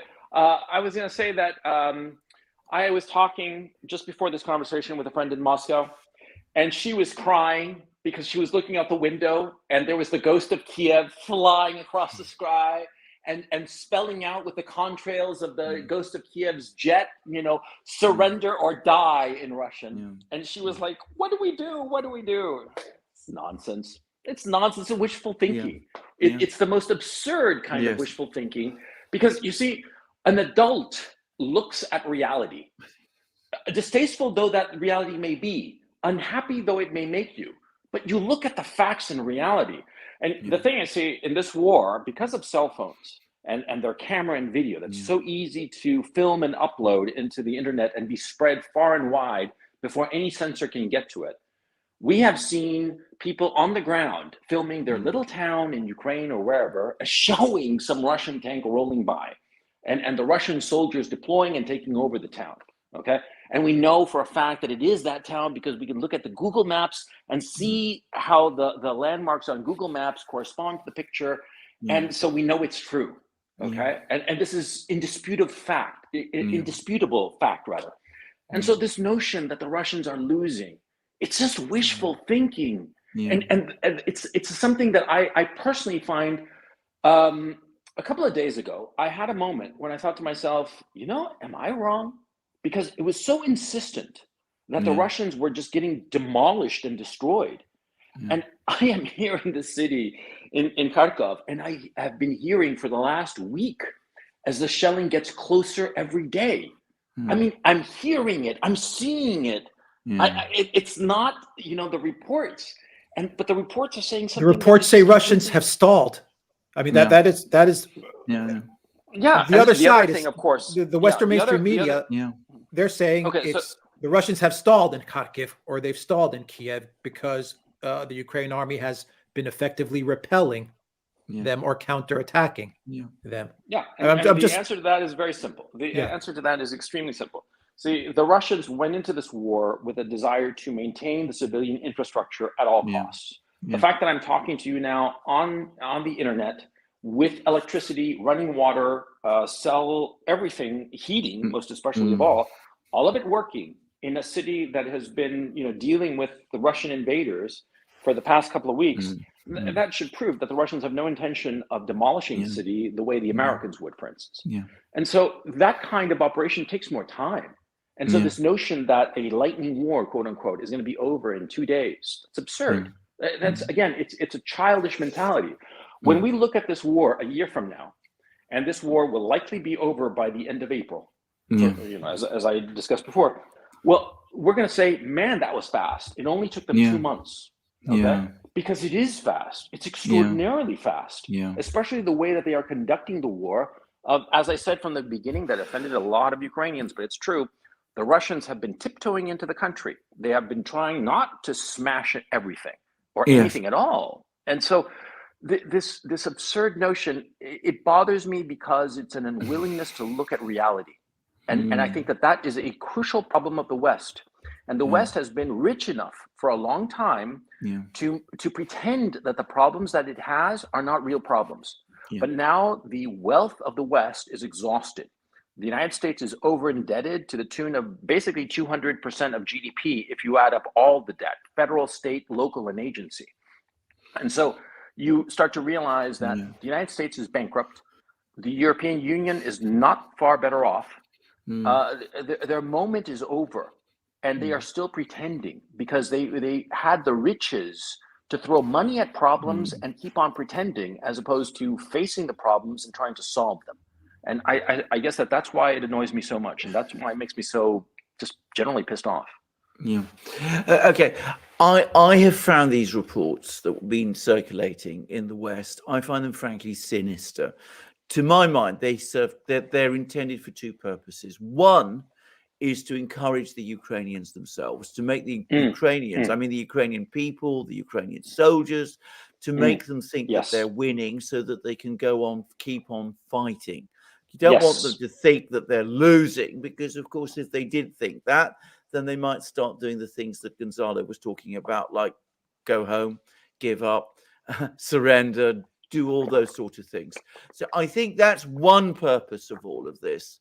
The other, obviously, is to some extent to demoralize the Russians and to create problems and concerns in Russia. And by the way, that figure of 7,000 people killed and 25,000 injured, I looked at the methodology that had been put together, and it's not even methodology. It's, you see a picture of a armored vehicle, you count the number of people that you think are probably usually in an armored vehicle like that. You then take all the figures of all the armored vehicles that the Ukrainians say they've taken out. You then multiply it again by the number of soldiers that these armored vehicles carry, and then you come up with a figure. I mean, it was. I'm not exaggerating, by the way. It was that kind of. It was that kind of, back of the envelope calculation. Westmoreland-esque. Yeah, I mean, exactly. It has no fundamental basis, but as I said, it's partly intended to inspire the Ukrainians to keep on fighting. And it's partly obviously intended to create demoralization amongst the Russians and to feed rumors in Russia that this thing isn't going well and that thousands of people have been killed and tens of thousands have been injured and that sort of thing. The other thing it's intended to do, and Peskov, who is the Putin's spokesman, has actually complained about it. He said that it's a transparent attempt to goad the Russians into attacking the cities, precisely what they have been saying from day one that they didn't want to do. So if you look at all of these things about, the Russian offensive having stalled, it's stalled. The reason is given is that they haven't actually captured any particular city. But of course, they might have chosen not to. That may be because their tactic is completely different, that their focus is on what's going on in Donbass. And here, of course, it's not easy to obtain, but we have an enormous amount of information from the ground, which tells a completely different story of Mariupol, the noose tightening, as the Russian Ministry of Defense says, of Severodonetsk about to fall. Apparently an important town in that part of the world has now fallen, which has tightened the entrapment, and of a general Ukrainian military that is finding itself increasingly under pressure and encircled. And I think, there's fog of war, there's disinformation, there's propaganda. All of this is a normal part of war. It's not easy to sift through all the things that people are saying. But I think that these comments are clearly disinformation. They're part of a disinformation exercise. I think they're partly, as I said, intended to inspire the Ukrainians, demoralize the Russians, and goad the Russians into doing things that they wouldn't want to do. And I think the Russians are not going to fall for it. Well, last thing. I completely agree with you, Alexander. But the other thing I wanted to mention that Alex wanted me to mention before, I realized now that I didn't bring up, but I think that the propaganda, the Western propaganda, wants to give the impression that Russia's on the back foot, militarily speaking, so that if there is a chemical attack, it'll be easy to blame the Russians and say, see, they were losing, and that's why they used chemical weapons. And I think that might be part of the strategy, the communication strategy, because the whole notion of a false flag, that deeply troubles me. Because apart from the political consequences of such a false flag, you see, you're talking about using chemicals, chemical weapons, because that's what it would really be. Because it would be like really obvious, and I don't think it would be like nuclear, because I don't think that you can hide a nuclear strike. Okay, but you can hide and smuggle in chemical weapons and deploy them in some place, killing a lot of people. I mean, a lot of people. We're talking thousands potentially, and so I find that deeply, deeply disturbing, and that is why you're right. I mean, what you were saying, the sinister aspect of this lying. I look at it from the perspective of the West, in the sense that it's giving people a false sense of reality, but they have a use for it. Look, bottom line, these people are evil. I mean, these people in the West, it's not that they are pursuing a goal that is actually beneficial to the West. It's a hatred of Russia that is just, wow. I mean, do you guys see what I'm saying? Because this is long ago stopped being for the benefit of the West. Gonzalo, I completely agree with you. Can I just say it's the aspect of this affair that has shocked and dismayed me. I had not appreciated until this war began how widespread this visceral loathing of Russia really is. Are these sirens I can hear? That's air raid sirens. Sorry about that. But they go off kind of like at random, and so it's just annoying at this point. But anyway, but they're down now. Sorry about that. Yes. Okay. Did you want to add anything to that, Alexander? Or should we? No. I have a lot of questions as well. I mean, I just wanted to make that particular point. I think, as I said, I mean, I'm not saying that everything that the Russians have done has gone completely according to plan. To quote Clausewitz again, every plan has to be modified following first contact with the enemy. I mean, that's a given in war. So obviously not everything has gone according to plan. But I have to say that these claims that one's reading about in the media in the West, which have been spread by Western officials, and by the way, the British Ministry of Defence is playing a major role in circulating these stories. Yeah. As I said, it clearly has a particular objective in mind. As I said, it's intended to encourage the Ukrainians to keep on fighting. It's intended to demoralize the Russians, and it's intended to goad the Russians into doing things that they are not going to do. All right. We have a lot of questions, so let's run through them. But before we get started on the questions, Gonzalo, I forgot to ask you, where can people find you? Yeah. Oh, they can Who find isn't me on already my channel. who aren't already plugged into your channel? Yeah, Where can they on find you? my channel, Gonzalo Lira, and my Patreon and my Telegram. Yeah, check me out there. Shoot, I don't have the links handy. If you don't mind, I'll bring them up there. I'll look for them and I'll put them in the description. I'll look through them Thank you so much. as we run through the questions. I'll get all of those together and I'll put them in the description box as well.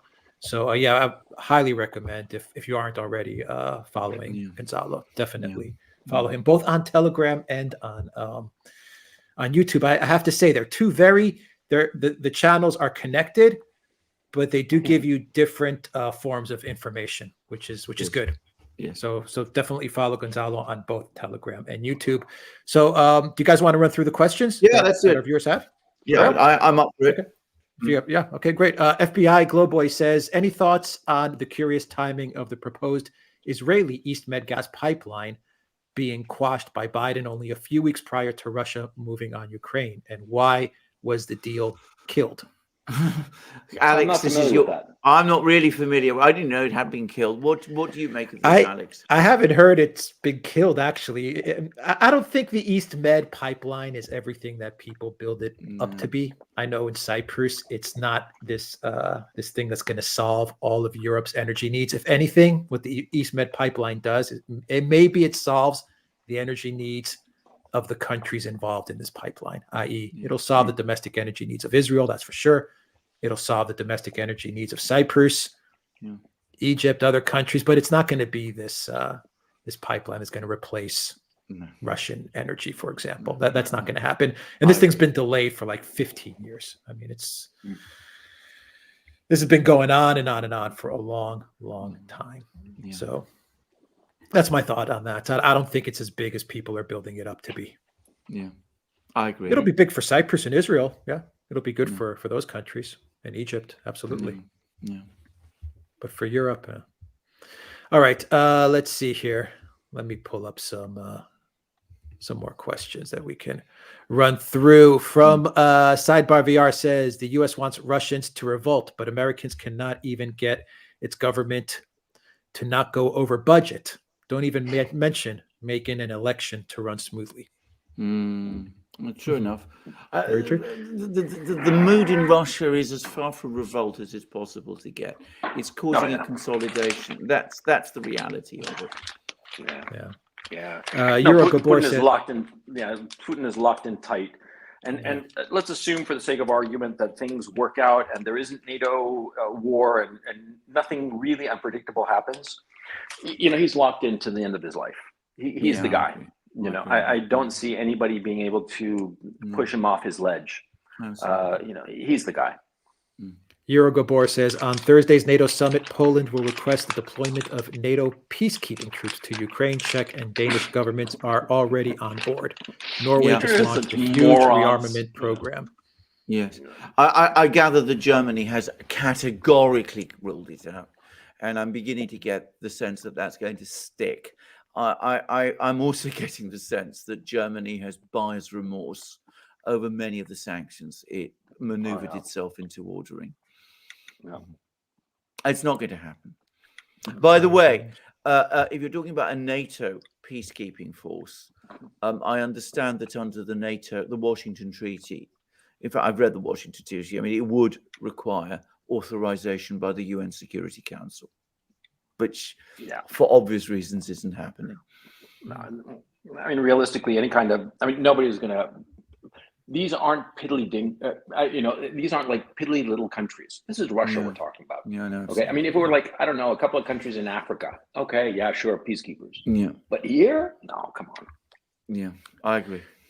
John, thank you for that super chat. Thank you very much, John. And Fabian, thank you for that super sticker. And Kaliu25 says, I'm starting a petition to give Zelensky the Oscar this year. Would you sign it? Would you guys sign that petition? He's nominated for Nobel Peace Prize. I think he's a terrible actor.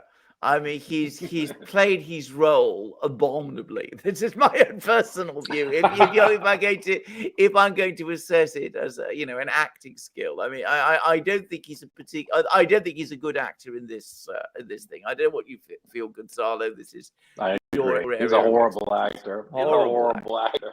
Yeah, it's Roger Corman here. Yeah, absolutely. That puts it rather well, I think. Radar they gave it to Barstead. Obama of all people, and Exactly. look what he did with it. Yeah, exactly. Look what he did. Radar says, can you get Matthias Desmet on, who can explain the mass formation of the Western public that is happening now? That'd be interesting. Yeah, that'd be interesting. Yeah, we'll try. The West, RD says, the West framing everything as a historical battle between liberal and anti-liberal makes it unable to understand foreign historical divisions. So true. Absolutely true. I mean, there's a lot of truth. Go on. Yeah. Go on, Lisa. No, what I was saying is that, with Putin's speech, the Empire of Lies speech, which he gave on the 25th or 24th of February, I always forget. Yeah. And the speech he gave yesterday, basically turning his back on the West. Yeah. And what the Chinese have been saying of rejecting liberal values and the lies and corruption and manipulation and all the rest of it. We really are seeing a cultural shift. It's not just an economic bloc that is cutting itself away from the West. It really is a cultural bloc. And if this cultural bloc can start to clearly articulate its values in opposition to Western liberalism, and let's face facts, yesterday there was this swim meet in the United States for the swimming championship of a women's swimming championship. And this transsexual person, Leah Thomas or Thompson or something like that, an individual born a man, and clearly a man, he's like 6'3" or 6'4". I mean, he towers over the competition. He beat the second fastest female swimmer by 5 seconds. And they're saying, woman is a woman. And you're like, what are you talking about? What insanity is this? And I think that a lot of people in the rest of the world who are paying attention to such things look at this and say, yeah, this is insanity. And a lot of people, sensible people, in the West, let alone in China and Russia, look at this in horror and say, we want no part of it. I certainly look at it in horror, and I find it disgusting because it's just again denial of reality. And I think that the cultural framework that the China-Russia alliance is creating in opposition to Western liberal values is extremely powerful. It could potentially be extremely attractive, not just to the people in China and Russia, but also to people in the West. And you might be surprised of how many people, if we come to an era of relative peace and things calm down, and there is a clear coalescing of cultural visions, you'd be surprised how many people in the West will decide to leave the West and go to Russia, China, and establish themselves in this new cultural norm, which they feel is more humane, more normal, if you will, more sane. You see what I'm saying? Because the West really is going insane on a cultural level. That's what I see. That's how I see it. I don't know how you gentlemen see it. I'm going to say, I agree with you, but I'm going to add something else, Gonzalo. I mean, this is what we're going through over the last couple of weeks. It means that attention has been focused in the West on Ukraine, Russia, big economic things, but the culture war within the West in reality continues unabated, and in just a few months' time we'll be back to that in the West too.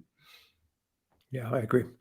Jason says, thanks for all that you do on all your channels. The alternative perspective is valued. Thank you very much, Jason. And Fiat says, after watching Putin's latest speech on 3/17, I got the feeling they're using this event moment as a launching pad for a whole new beginning, or at least that's the message I received. Did you see that as well? Yes. Yeah. Yes. Yes, I saw it too. And by the way, just to say, I mean, you may have noticed something. I mean, the Russian central bank has now been issuing all kinds of things, and they're also talking about a period of transition. And by the way, they're being very optimistic. They think that 2022 there'll be some fall in GDP in the first couple of months, but then things will stabilize. They also predict inflation will be back to 4% by 2024. So a very, very short period of transition, it would seem. But they seem to be thinking about a transition as well. All right, Deborah, thank you for that super chat. Elaine, thank you for that super chat. And Imra says, when KFC left Crimea, it was quickly replaced with CFC, Crimea Fried Chicken. Is that true? Well, I'm sure it is. I mean, I'm asking, is that true? Yeah, could be. I mean, Regis Tremblay, who I'm in touch with, was the person who confirmed that. He lives there. But what I was simply going to say is this: we've discussed this before.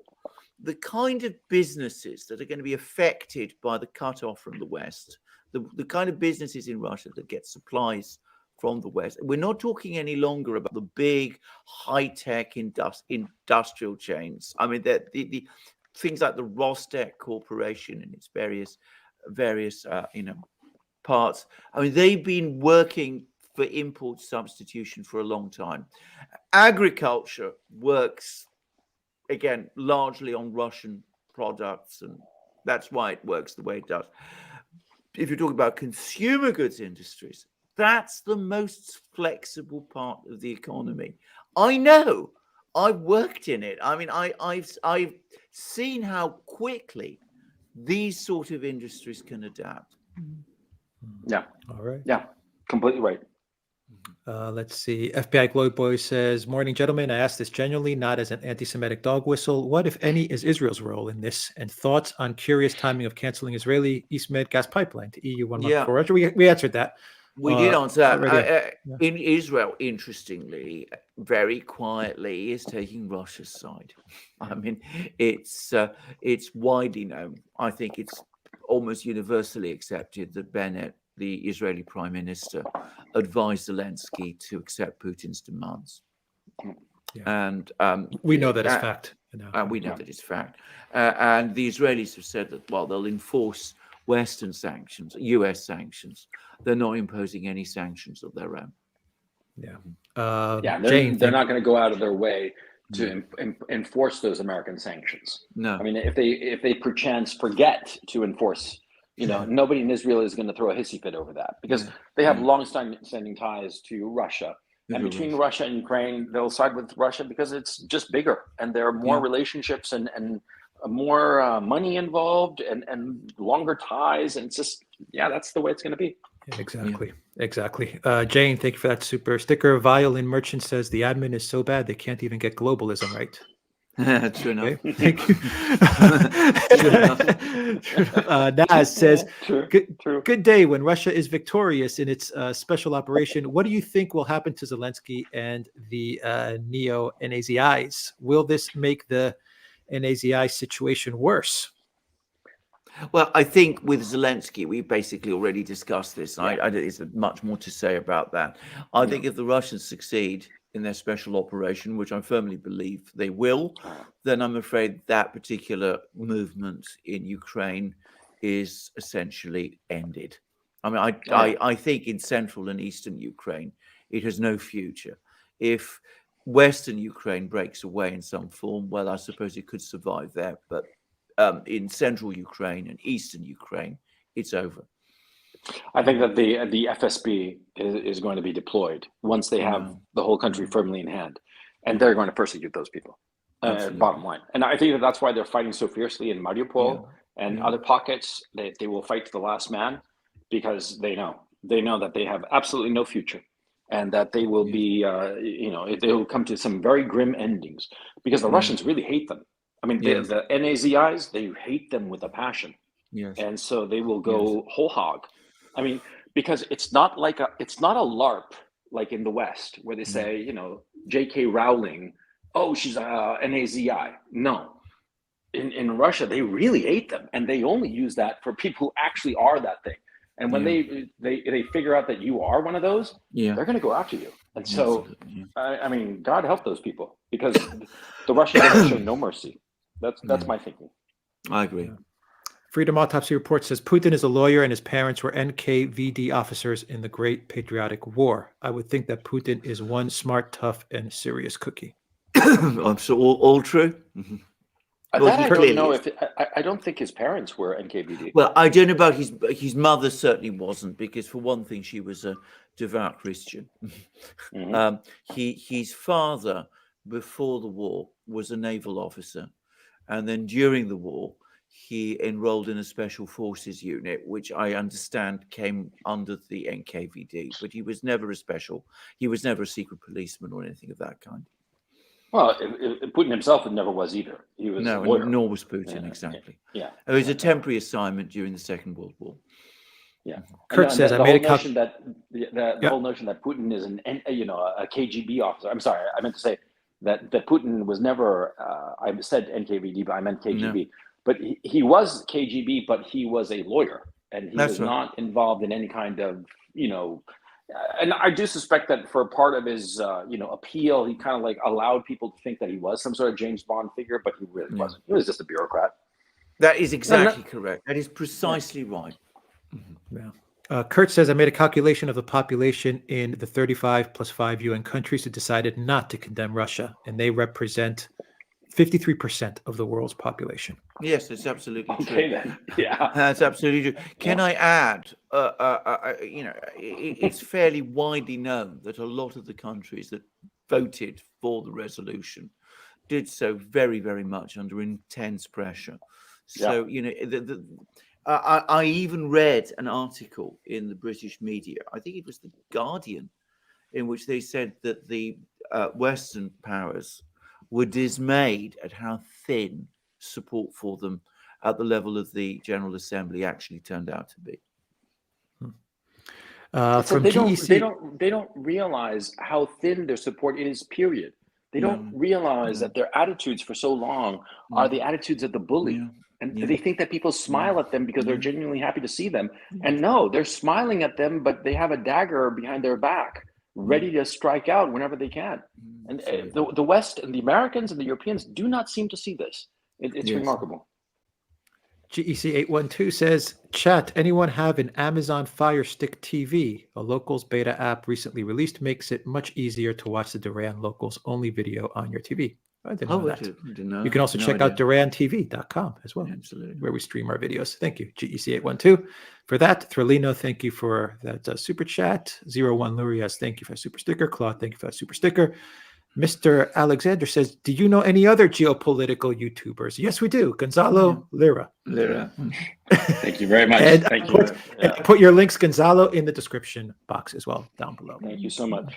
Yeah, there are a lot of good YouTube. Yeah, absolutely, they are. Content creators. I don't even want to say YouTube anymore. Content creators on various platforms. Yeah. Talk about geopolitics. Absolutely. Andrew Davies says, at the time of fragility and potentially catastrophic consequences, I'm anticipating Biden to call Xi and inquire to which dim sums he's serving today. Thank you, Ray, for that super sticker. Thank you for the super chat. Freedom Autopsy Report says, sending weapons to Ukraine is a military-industrial complex grift. Yeah, it is. Absolutely. Of course it is. Yeah. Wolf Crew so it's says, an incredibly bad idea, particularly the kind of weapons that you're sending. Very bad idea. Wolf Crew says, if they leave Odessa too late, couldn't NATO strategically move in so they too have a base in the Black Sea? Interesting question. Never happened. Never happened. No, I don't think it's going to happen either, to be honest. I think again, the word I'm getting is that the Germans certainly wouldn't do it. I don't think the French would do it either, to be honest. What, of Odessa? Like NATO invading Odessa? That would be suicidal. The Russians would chop them up before they even got to the coast. Absolutely. I mean, bear something in mind that Erdogan has closed the straits. So that means that Western warships can't enter the Black Sea for the time being. I think that the person who's going to have ground force. Yeah, I think that the person who's going to have a reckoning after this is all over is Erdogan. I think that he has played his cards very poorly. And now that the Chinese hate his guts over his participation in Kazakhstan. And I don't think that the Russians are really keen on him either. I think that, and the West doesn't trust him. I think that he has managed to play himself into a corner where he has no friends. I agree. Can I just say something else about Erdogan? I think it's now absolutely clear that there were far more Bayraktar drones supplied to Ukraine than anybody had ever admitted to. I mean, the number of them that's been shot down already well exceeds, I think by multiples, the number that had been admitted. Dead City says, does NATO already have a naval base in Romania? I don't know, actually. I don't think so. I think they've got some kind, not exactly a base, but I think they've got a facility there so that ships that enter the Black Sea can, refuel and, do R&R and all the things that, they have to do in Constanza. But I don't think it's a proper, fully functioning base. Alexander, I refuse any Guardian stories. They are all plants, propaganda. The news is total BS. The Guardian travel and lifestyle still charms me. You are absolutely right. The only reason I ever read these articles in The Guardian, and it's a depressing thing to do, by the way, is simply because it does give you an insight into what the people who are planting these stories are up to. I mean, I already explained what Kremlinology. Exactly. Kremlinology. Yeah. All right. Real Lot No Sense says no naval base in Romania. They have a land base near Constanza. And Gennady says no naval base in Romania as well. And very difficult to operate a naval base, for NATO to operate a naval base in the Black Sea. Can I just say, if you look at the Montreux Convention, I mean, if there was a crisis and Turkey were to close the straits, it would have to close the straits to American ships. And any American ships in the Black Sea would then become trapped in a sea which the Russians totally dominate. So I don't think it makes much sense, actually. Carry on. Yeah, they can use Constanza and Mangalia ports. Yes. And Leafybug says, don't get complacent. Much of that support isn't worth a pinch of shit. Absolutely true. Very well said. And another, Gonzalo, stay active. How many sit-ups are you doing, Gonzalo? Question mark. Oh, can we talk about something else, please? Let's talk about, I don't know, bond issuance, in Tasmania. I can talk about that if you want, but my sit-ups and my physical, no, I've been very bad, very bad. Yeah. All right. Kurt Fram says, Russia has no choice but to go to Lviv in West Ukraine because they need to prevent weapons floating into Ukraine through the borders of Poland. I know that argument, and I think that's one of the most clear and good arguments I've seen about going to Lviv. As I said, I still have doubts about this, but I know what people like Gonzalo is saying, and as I said, Scott Ritter is of the same view. Heyman says, what's the point of bluffing after the hand has been exposed? Any more chips we throw in would only maximize, not minimize our losses. Doubling down is a good strategy till you bankrupt what was endless. Absolutely true. I mean, that's exactly right. But as I said many times, the great problem with the neocons and people like that is that they have no reverse gear. Yeah, their pride. Hubris. Yeah. I mean, the Greeks invented, you gentlemen, you should know your culture here. The Greeks invented this concept for a reason. People fall for it all the time, and we're seeing it with the Americans. Yes. Lon Baker says, cheers, gentlemen. Thank you for that. And Brian says, why do you think Zelensky addressed the Canadian Parliament in Ukrainian and Congress in English? There are a lot of Ukrainians in Canada. Yeah. Faith Goldie, if you recall, a YouTuber, she's no longer active, but she's Ukrainian. And so there are a lot of Ukrainians in Canada. There are a lot of Ukrainians in the United States, too, in the Midwest, but their cultural identity has been subsumed. Yes. Whereas in Canada, they still retain a very strong sense of being Ukrainian. Yeah. Evgeny says, why is Romania so afraid of the Russians when they should be afraid of Turkey? That's a very, very good question. In a word, Moldova, there's been this bitter dispute between Romania and Russia over the status of Moldova that goes back all the way to the 19th century. Moldova, as it was in those days it was called Bessarabia, was conquered, was captured by the Russians from the Ottomans in the early 19th century, at the time of the Napoleonic Wars. And it's been a Russian province ever since, or at least a Tsarist province, right up till the time of the collapse of the Russian Empire. It's a predominantly Romanian-speaking region, and I'm going to say it straightforwardly, very much a part of Romanian identity. I mean, there's an awful lot of Romanian identity that is connected with Moldova, Bessarabia as it was. Then in the interwar years, as a result of the collapse of the empire, Romania was able to unite itself to Bessarabia, Moldova. The Soviet Union never accepted that. They always considered Bessarabia or Moldova to be part of the Soviet Union. And then, of course, in the lead up to the Second World War, the Soviets reoccupied Bessarabia, created the Republic of Moldova. And this happened during the period of Soviet-German cooperation, following the Molotov-Ribbentrop Pact. And then after the end of the war, the Soviets took it back again. But this has always been a bitter issue in Romania, and it's always created problems between Romanians and Russians. And where does Turkey fit in to that? Well, of course, all of these regions, Romania was part of the Ottoman Empire. Mm-hmm. The Romanians, the Ottomans extended all the way up there. And of course, it was the Ottomans also who ruled Bessarabia, Moldova, until they were driven out of it by the Russians during the Napoleonic Wars at the time of Alexander I.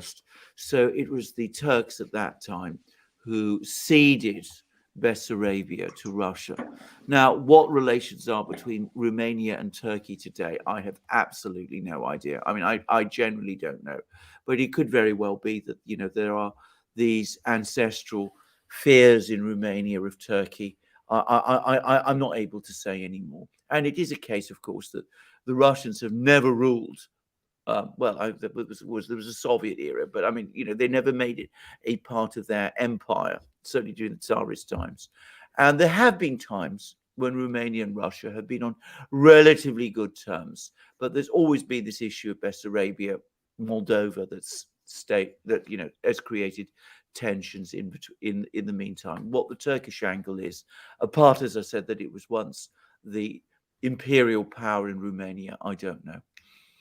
Interesting. Tim Adamson says Viktor Medvedchuk escaped house arrest and is now missing. He could have been a great pick for president, but I fear they've taken him out. I have not heard that news. I've not heard that news, and that's very, very worrying. No. Worrying and or intriguing at the same time. We'll see. Interesting. Rita says, you guys are such a treasure. Thanks for having Gonzalo on as a guest again. Oh, thank you. Thank you very much for that kind compliment. And thank you, gentlemen, for having me on. It's our honor and our pleasure, Gonzalo. Sure. Mr. Kaikong, thank you for that super sticker. Smug Buddha says, what about the CIA reserves that were supposed to launch the insurgency? Well, we've not seen very much of that. By the way, I'm going to say something, which is that if you look at these weapon systems that Biden authorized for Ukraine, they are really the kind of weapon systems, you know, anti-tank missiles and man-pads and kamikaze drones, which look better suited to an insurgency than to a conventional army. And it's been suggested to me that part of the purpose is to try to interfere with Russian communications. But anyway, that seems to be the sort of overall plan. I don't see much evidence of an insurgency at the moment, I have to say. I mean, I haven't seen any evidence at all. I don't know whether Gonzalo can enlighten us, but certainly there's been no great uprising against the Russians in any of the areas that they control. No, there hasn't, and especially because the Russians have, in general, and this is just from video evidence, but they seem to be very civil towards the civilian population. They're not abusing them, and also the Russians speak the same language. Yeah, and so it's you know, it's very easy to have an insurgency against somebody who's clearly a foreign power, but Yeah. it's much harder to have an insurgency against somebody that you kind of like think, he's kind of like a cousin, you know? Yeah. And he doesn't, he's not trying to hurt me. He's not trying to Yeah. hurt my mother or my grandmother. No. You know, he's a soldier here with this army that's occupying my town, but he's not really trying to screw with my situation. Yeah. I mean, you see what I'm saying? Because I mean, there's so much of insurgency depends on such trivial human contact. Yeah, and so that's why I don't. At this time, I mean, it could change radically for all I know. Yes. But Yes. at this time, it doesn't seem that there's going to be a big.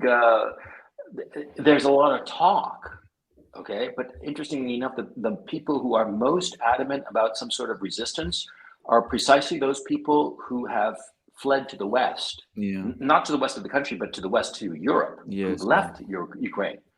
And so those are the ones who are most adamant about, you know, resisting, but they're fleeing. And so you see what I'm saying? Yeah, absolutely. Yeah, I agree with that completely. Yeah. Miss Texas says, can Gonzalo please expand his thoughts on the cruise missile attacks on the foreign fighter building this past week? Gonzalo? Did you get that? He's on mute. Oops, sorry about that. Yeah. Did you hear the question? Yes, I did. Okay. Yeah, you're talking about the Yavoriv attack, Yes. Which is Yes. the International Peace and Security Center, which is essentially the NATO base. It wasn't called that, of course, but it was where NATO was training Ukrainian men or Ukrainian soldiers in various anti-Russian techniques. That's where the foreign fighters assembled, and that was leveled on Sunday. In an early morning missile attack, cruise missile attack. The word is that something like 30 cruise missiles were sent, and they were fired from Russia, from Russian territory, not Belarusian territory. And so that's like about 500 kilometers away or something like that. And they hit that center hard.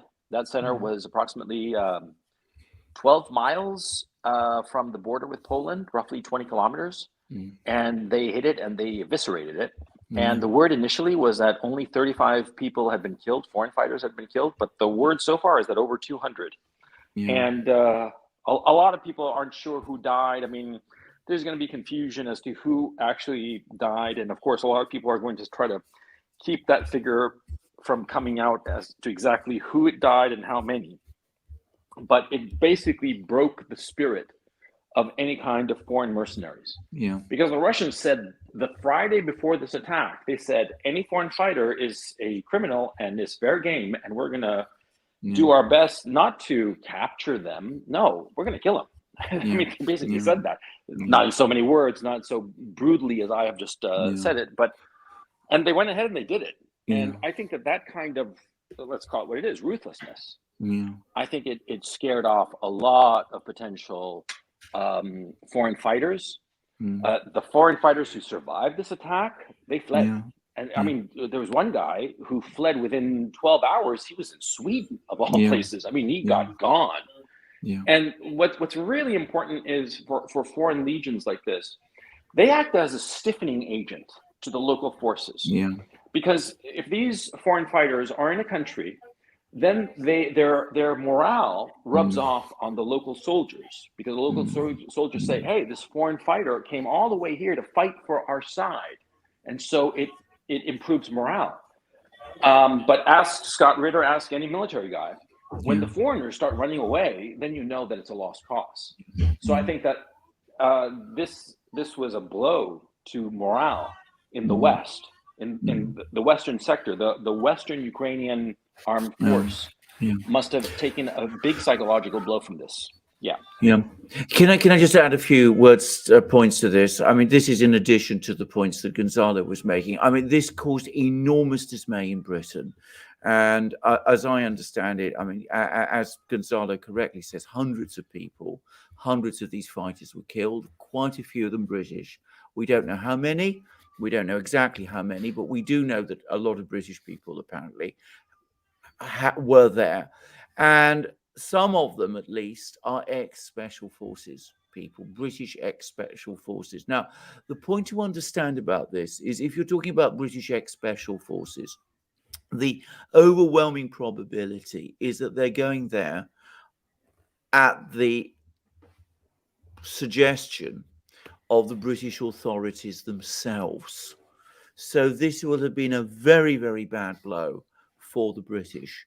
And if the British have been trying to get people, ex-special forces people from Britain, to participate in the fighting in Ukraine, and with all of these people, these networks, this story, you know, with hundreds of people die, it gets communicated very rapidly. If they are being deterred from going by this attack, just as Gonzalo said, and I'm hearing that they have been, then that provides another reason why the British Ministry of Defense is spreading stories about the Russian invasion being stalled, about the heroic Ukrainian resistance. It's partly possibly intended to give encouragement to British people, British personnel who might be thinking of joining the battle, which is probably what the British government That is so wants. evil. That is so evil. Yes, it is. You're sending Yes, it men is. to their deaths. It is Absolutely. so freaking Yeah. evil. Yes. Yeah. Well, if I may say, I agree with that, and I agree with that use of that particular word. I've been using it a lot in private when we've been discussing it with my wife. Evil exactly sums up an awful lot of what's been going on in this Dude, conflict. yeah, it's evil. It's evil. Absolutely. To your own citizens, to encourage your own young men Yeah. to Yeah. go and fight and possibly die for a war which Absolutely. really does not concern them at all is evil. yeah. Using propaganda is evil. Yes. That is evil. Yeah. Absolutely. Too Small says, divided for a long time must be united, a Chinese saying. Absolutely. It comes from the one of the greatest novels in world literature, The Romance of the Three Kingdoms. It starts at the beginning that the empire united must divide, and it ends, the very last sentence is, the empire divided must unite. Mhm. Let's see. Ehong 101 says, what do you guys think would happen if Putin agreed to a ceasefire, but only if he talked to the actual president, President Trump? There is the narrative, which you also hear in mainstream media, specifically Fox News, which is if Trump was president, none of this would have happened because Trump would have scared off Putin. I don't buy that. I think Trump, it's not about Trump scaring off Putin. My own belief is that Trump would have listened to Putin and talked to Putin, and Trump didn't particularly like NATO or Zelensky for that matter. Yeah, as a good negotiator, Trump would have been able to figure out what's the key issue that will make Putin happy, and that the Ukrainians can give up on, and that everybody can be happy, because that's what he is. He's a great negotiator, and he would have been able to find that particular pebble and solve this problem neatly. I think he would have insisted that NATO say no to Ukraine membership, despite the screeching of Zelensky or anybody else. And I think that would have, that would have calmed everything down. If he'd said, no, the United States will not allow Ukraine to join NATO, period. It doesn't matter what anybody says. It's not going to happen. Then this whole thing wouldn't have happened, and Putin would have said, well, okay, this is the best I can get, but at least I'm not really going to be worried. But here we are. Yeah. Raphael says the chief of staff is in direct communication with his Russian counterpart, just like he did under Trump. The Pentagon is not with Biden in this nonsense. I totally agree with that. Yeah. They are the great sheet anchor of sanity in this whole conflict. That's a lot. Yeah. Well, the reason I'm so sorry to interrupt. Yeah, but I just have to say that I completely agree with you. You're absolutely right. I think that the Pentagon is the one that's preventing this from widening, but it's the reason why, because the Pentagon, they're too chicken. That's the bottom line. I don't even think that it's because they have a realistic assessment of Russian military strength. I think that they're just chicken. I mean, I would respect them more if they said, no, the Russians are too much for us to handle. You can just add up the stats. But I think that because the people running it, starting with Mark Milley and going right on down the line, They are career bureaucrats who recognize that they get ahead by not actually doing anything. And so I think that their institutional inertia is what's playing in favor of not widening the situation. I mean, I'm glad it's not widening, but I do suspect that it doesn't have to do it. It's not because it's a rational, wise decision, but rather institutional cowardice. And I mean, it's good that we have the result that we have, irrespective of why. But I think it's important to recognize why this is happening. You see what I mean? Yeah. Yes. I just add one thing to this, which is that so far the Biden administration has been forced to listen to its military experts. They completely disregarded their economic experts. They didn't listen to what the Fed and the Treasury Department were telling them, which is why we're now in an upward spiral inflation-wise, and why we're in a downward spiral economic-wise. But so far, whatever the reasons, the line from the Pentagon has held. And I think Gonzalo's points are good ones. Di Marie says, heard about you all from a friend. Really appreciate the high level of analysis. Thank you for that, Di Marie. George, welcome to the Duran community. Too small says Cuba, then Ukraine now. Very true, too small. And Violin Merchant says, do you guys think there's any real substance to this Kolomoisky angle, or is it coming from a general disdain for the wealth gap in Ukraine? Gonzalo? I'm not sure I understand the question. I mean, could you repeat it or expand on it? I think go ahead, Alexander. Yeah. I think what he's referring to is the business about Zelensky's connection to Kolomoisky. I mean, I think that was what this is. Was asking whether this is real, whether there really was this connection between Kolomoisky and Zelensky. Oh, indisputably. I mean, completely not in dispute at all. Zelensky was at Kolomoisky's last birthday party in Switzerland. So no, this is absolutely true. I mean, anybody who claims that there is no such connection, he's lying. I mean, it's not something that, it's not a conspiracy theory. It is openly known. Okay. I mean, circumstantially, and also as a practical matter, it is known that Zelensky and Kolomoisky socialized together. Like I said, Zelensky went to Geneva for his last birthday party in February of 2021. No, this is not conspiracy theory. This is not some crazy ass story. This is reality. Okay. And so anybody claiming that it's a conspiracy theory, it's just misinformation or deliberate disinformation. Yeah.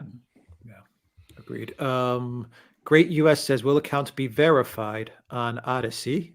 I don't know how to do that, but I'll look into that. And also, why do you keep saying fascists are far right when socialist is equal to extreme left? Well, we're discussing fascists in terms of Ukraine, I think is the short answer. I mean, and sometimes we have to be careful what we say, especially on YouTube. So we engage in euphemisms. Okay. Francis says the line between disorder and order lies in logistics. Sun Tzu. This is the lesson militaries need to learn. Oh, I'm no doubt about this. I mean, there's this thing floating around, which I've seen several people say, that amateurs talk tactics, professionals in war talk logistics. I'm sure that's true. But as I said, I make no pretense to be any kind of professional in war matters. Peng, thank you for joining the community. Jay Galt says, watching my congressman slobber over Zelensky like a Justin Bieber fangirl reinforces the fact that the USA is an occupied country. Yeah, so true. FL, thank you for that. Yes. Super sticker. Yes. Very true. Digital Nomad, welcome to the community. Anis, welcome to the community. Elaine says, why didn't Putin move decisively in 2014? I don't think that Russia was in any condition to. I mean, at that point, you must understand that it had been working to integrate itself into the world economy for ever since the end of the Soviet Union. So, I mean, you had a period of time right up to the financial crisis of 2008, when Russian financial institutions basically barely existed. I mean, Russian banks before 2008 were essentially part of the Western banking system. So already some things had been done by 2014, which made the economy more resilient to sanctions pressure than many people expected. But in 2014, Russia would not have been able to withstand the kind of sanctions pressure it's come under this year. I mean, not remotely. Yeah, I mean, they nearly went under in 2014-15. So yeah. Yeah. And in 2008, it was touch and go, as I very, very well remember. Yeah. Wolf Crew says, is the new Russian fighter jet in active operation? Well, it No is in idea. active service. I haven't heard of it being actually deployed to the Donbass, to this conflict. I think you're referring to the Sukhoi 57. I would have thought they would keep it back. They would hold it back. But the Russian military doesn't share its secrets with me, so I simply don't know. Rascal77S says, Blinken had a press conference, said Russia is going to use chemical weapons. They need the public to believe Putin is desperate. False flag incoming. Yeah. Well, I mean, that's my concern. Can I just say that Gonzalo has covered this issue brilliantly in videos, so brilliantly that all kinds of people have been publishing your videos. I'm sure you know about this, Gonzalo, Moon of Alabama, and all the rest. I don't know whether they spoke to you in advance, but anyway, they have. No, they didn't. Yeah, it's very flattering to tell you the truth. Yeah, I know. Can I just say, please go and watch them, because Gonzalo has covered this topic brilliantly. Yeah. He goes into detail on it. Yes. Yeah. Toilet Sauce says, when are historians going to talk about the charge of the Reddit brigade? Toilet Sauce. That was sad. That was so sad. Yeah. Okay. For those of you who don't know, I don't know, Alexander. Alexander, you strike me as a gentleman who is above such muddy waters as the internet lore. But it's very amusing to read some of the accounts of some of these Reddit mercenaries who went out to Ukraine and turned around and went running back home, and they wrote about their accounts. It's so sad and pathetic. I mean, I haven't really seen it. I really haven't seen it, but maybe I should. I mean, one needs a touch of light relief in a situation like this. Moro, thank you for that super sticker. Raphael says, yesterday China was the one menacing U.S. twice. China is gearing up her economy for sanctions also. They want them so they can decouple like Russia. I don't know. Can I say something here? I've been thinking about this. I think the Chinese are watching this whole situation with Russia extraordinarily carefully, not just because Russia is their ally, but because they're thinking, okay, what's going to happen to us when we make our move? Yeah. How is the West going to try to hit our economy? And how can we avoid the hits, or at least minimize the damage from these blows? I think that they are, in a very real sense, they're looking at Russia as the canary in the coal mine. Yeah. Of how the sanctions would affect them, and how they can minimize it and just maneuver themselves beforehand, so that when they make their move, not if, when they make their move on Taiwan, which I think is going to be precipitated by the Americans themselves. I have the suspicion that once this dies down, and let's assume that there is no NATO false flag. If this dies down, the Russians, the Americans decide, okay, let's recognize Taiwan to show that we're tough. And something idiotic like that, and that precipitates a crisis in the Far East. So that's why I think that the Chinese are really paying attention to this to figure out how to war game how this would affect them if they had been in the same position. I entirely agree. On the subject of China and sanctions, it's important to understand that China has already been targeted with what are in effect sanctions. They're not referred to by those words, but I mean, you only have to look at the Huawei and the TikTok affairs to see that the US has already been taking action against Chinese companies. Now, I don't want to go into the rights and wrongs of this. I know that Huawei, especially, there might even have been some, logic to what happened. But the way it was done, the Chinese would certainly have seen it as a sanctions. So I think the Chinese are preparing themselves for that. And I think part of the reason why they have entered into this close friendship with the Russians is because looking forward just as the Russians need them now, they anticipate that they will need the Russians themselves in the future.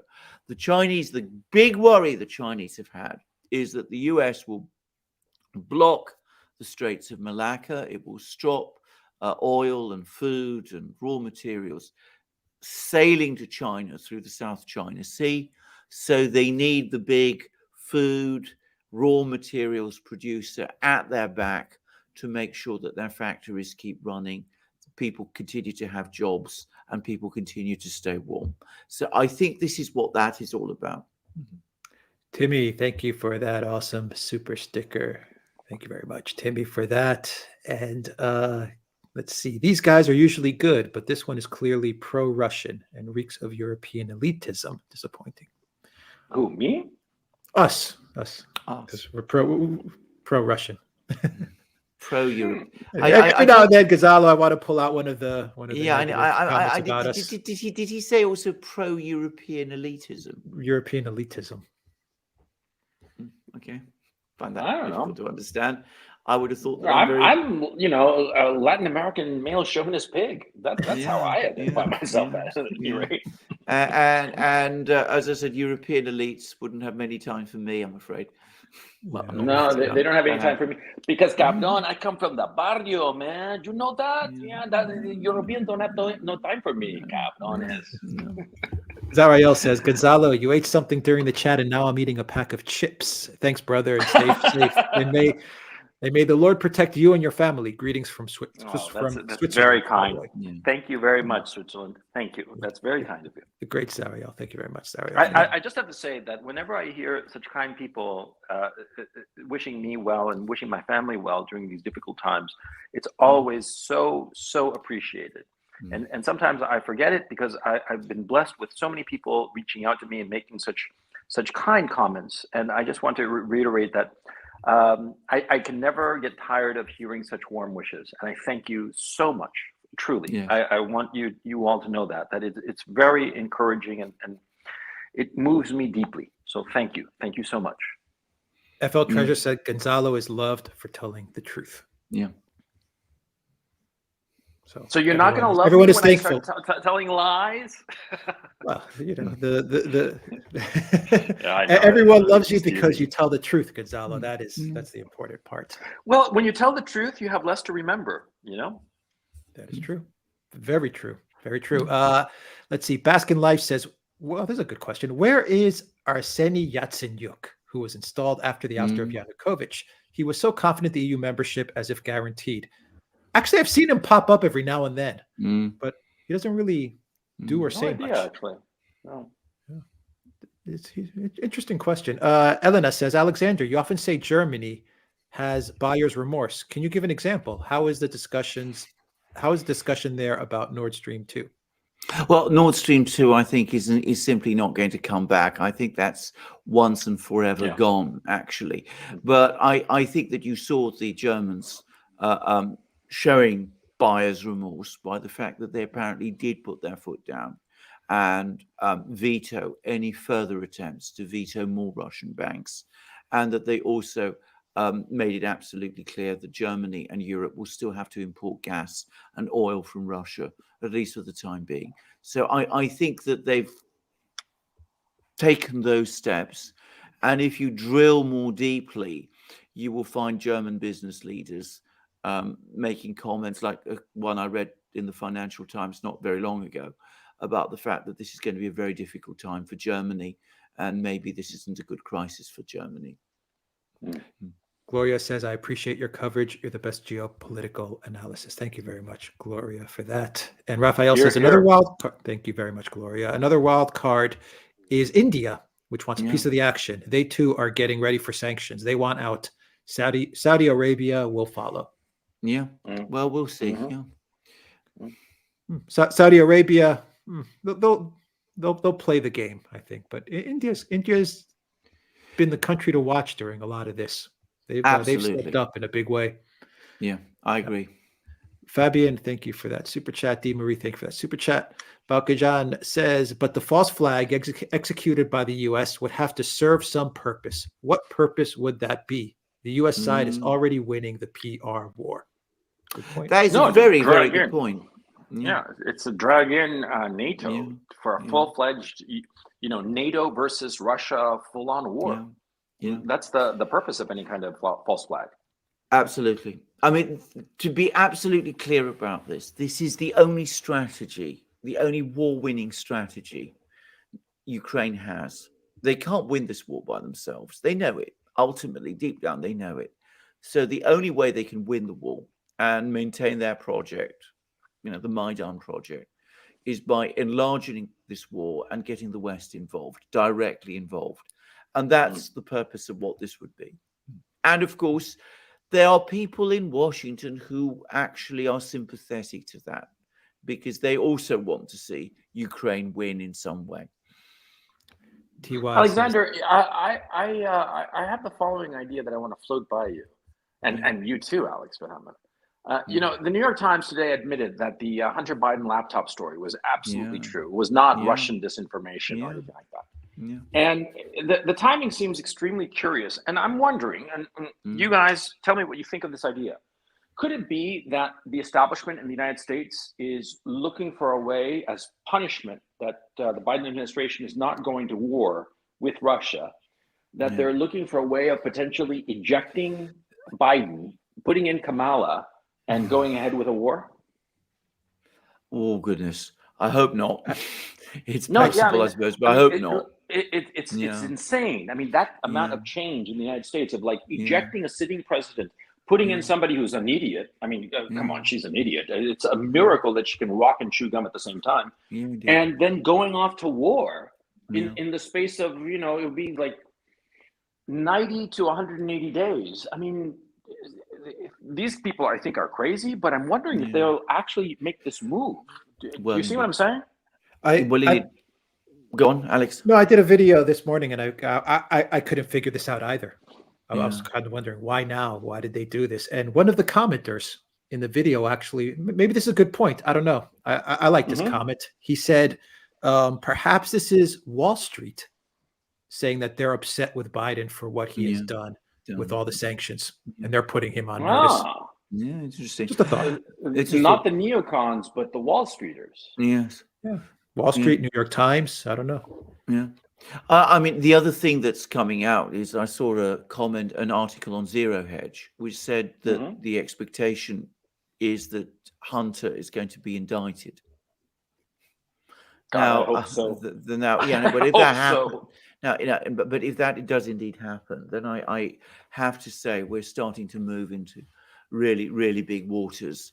And bear in mind, with the midterms and the Republicans likely to win the midterms, given the way that story was handled in the run-up to the election, given the way that Biden himself lent credence to the Russian disinformation story, you can already begin to see how the Republicans might use that in any impeachment proceedings. Would it be a correct statement, Alexander Gonzalo, to say that bankers are pissed with the sanctions that Biden put in place, that he went too far? Absolutely. I mean, like pissed, like viscerally angry. I think they are. I think they absolutely are. Well, I mean, we see that with the way in which they've insisted that Russia's debt continue to be paid. But both Gonzalo and I mean, Gonzalo had information about what the Fed's advice was, which, by the way, he was absolutely right. That's been completely corroborated, that the Fed advised against disconnecting Russia from SWIFT. So, and that advice was ignored. But I happen to know that the Wall Street banks and the European banks and the banks in London all advised against all of these sanctions. And they've been, by the way, the least enthusiastic about enforcing them. Western banks generally, overall, have tended to hold on to their Russian business. Interesting. Kyle, thank you for that super sticker.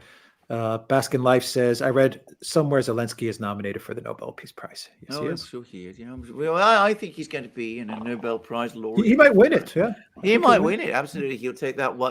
He'll join that gallery of heroes, of which Obama is the most resplendent. And I mean, I think, frankly, he fits in perfectly in that. Isn't it depressing amongst that them. Yeah. all of the institutions that we three grew up with, Yeah. we are looking at them now as Yeah. grown men, and we see the hollowness and cynicism Yeah. and corruption of them. Yeah. I mean, I remember growing up thinking that the Nobel Prize was just like, wow, you are God. Yeah. And now I think it's a joke. And I Yeah. automatically think that anybody who's gotten the Nobel Prize is crooked. I by completely definition. agree. Yeah. I completely Yeah. agree. It goes for all institutions. Also goes for the Oscars. It Everything. goes for Yeah. athletics. I mean, Yeah. did you Yeah. guys hear about Medvedev, Daniil, the number one Oh, tennis player from God. Russia, that Wimbledon? Alexander Wimbledon is telling him he has to denounce Putin Yeah. if he wants to Yeah. play at the All Yeah. English club. No. When was the last time that the side that required somebody to denounce something, anything, was historically the winning side of the argument? I'd like to know. Indeed. I can't believe it. I mean, Wimbledon. I can't believe that the people at Wimbledon didn't realize, hey, Yeah. obliging a tennis player to, say bad things about some leader we're the baddies. Okay. Yeah. The famous Hans, are we the baddies? Mhm. Yes, Yeah. we are. Jesus. I'm Well, sorry. it's totalitarian. Yes. I mean, Yes. it is a completely totalitarian step. It's an astonishing thing to do.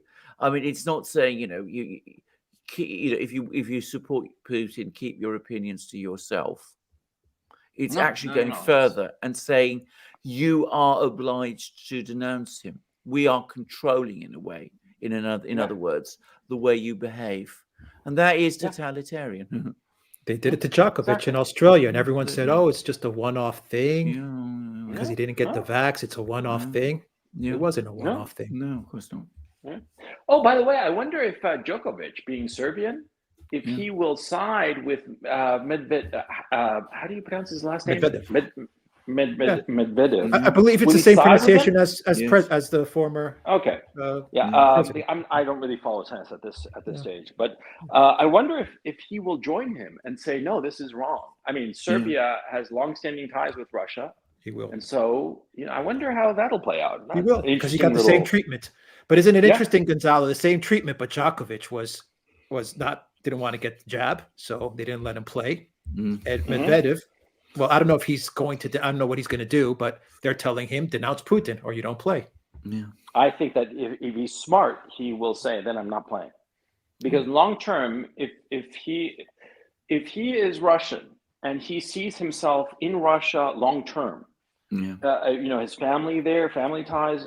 At this stage, it would be like a social suicide for him to denounce Putin, not because of Putin, but because people would say, what are you doing going against your country over this bullshit from the West? Yes. Because remember, this masks off, and this open hatred of Russia has affected Russians profoundly. Yes. And so the Russians would not see him denouncing Putin. They would see him denouncing Russia, along with all those other Westerners. And so absolutely. If he's smart, I think he'll say, no, I'm never going to do that. Yeah. Absolutely. By the way, I mean, it's already been done to all sorts of artists that I know. I mean, Georgiev, Netrebko, all sorts of people like that have been told that they can't perform unless they come out and denounce their own country or the government of their country. And of course, they've refused. Tim Mike says Russia will be portrayed as the bad guys no matter what. Shouldn't it then do what is necessary to end this? And now time isn't on its side to be going off of what we're talking about. Yeah, it's totally on their side. They're winning. That's the thing, man. They're winning. Yeah. They've got all the time in the world.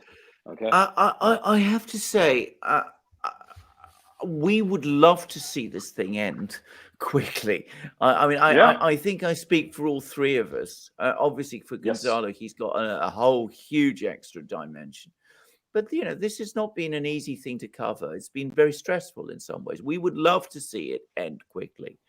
And, we would love to see this thing, the Russians hurry up. But I don't think the Russians feel themselves to be under that kind of time pressure. I think they see their alliances holding. I think they see their economy holding together well. And I think they see that their military tactics are succeeding. And when I say succeeding, it's succeeding in achieving their political objectives in Ukraine. So I don't think they're in they feel themselves under a need to take, to hurry up and do things which they might see as counterproductive to themselves in the longer term. Yeah, they have no reason to take any risks at this point. Yeah. What they have been doing is working, and they took the heaviest blows of the world financial community via these sanctions, and they're not that bad. The ruble did not crater. It was a wise decision to float it back in 2014, and they're saying, hey, getting hit as hard as you could possibly get hit, it doesn't hurt that bad. We're going to be okay. And the fact that they are winning the war also immeasurably adds to the sense of self-confidence. Yes. I would venture to argue this.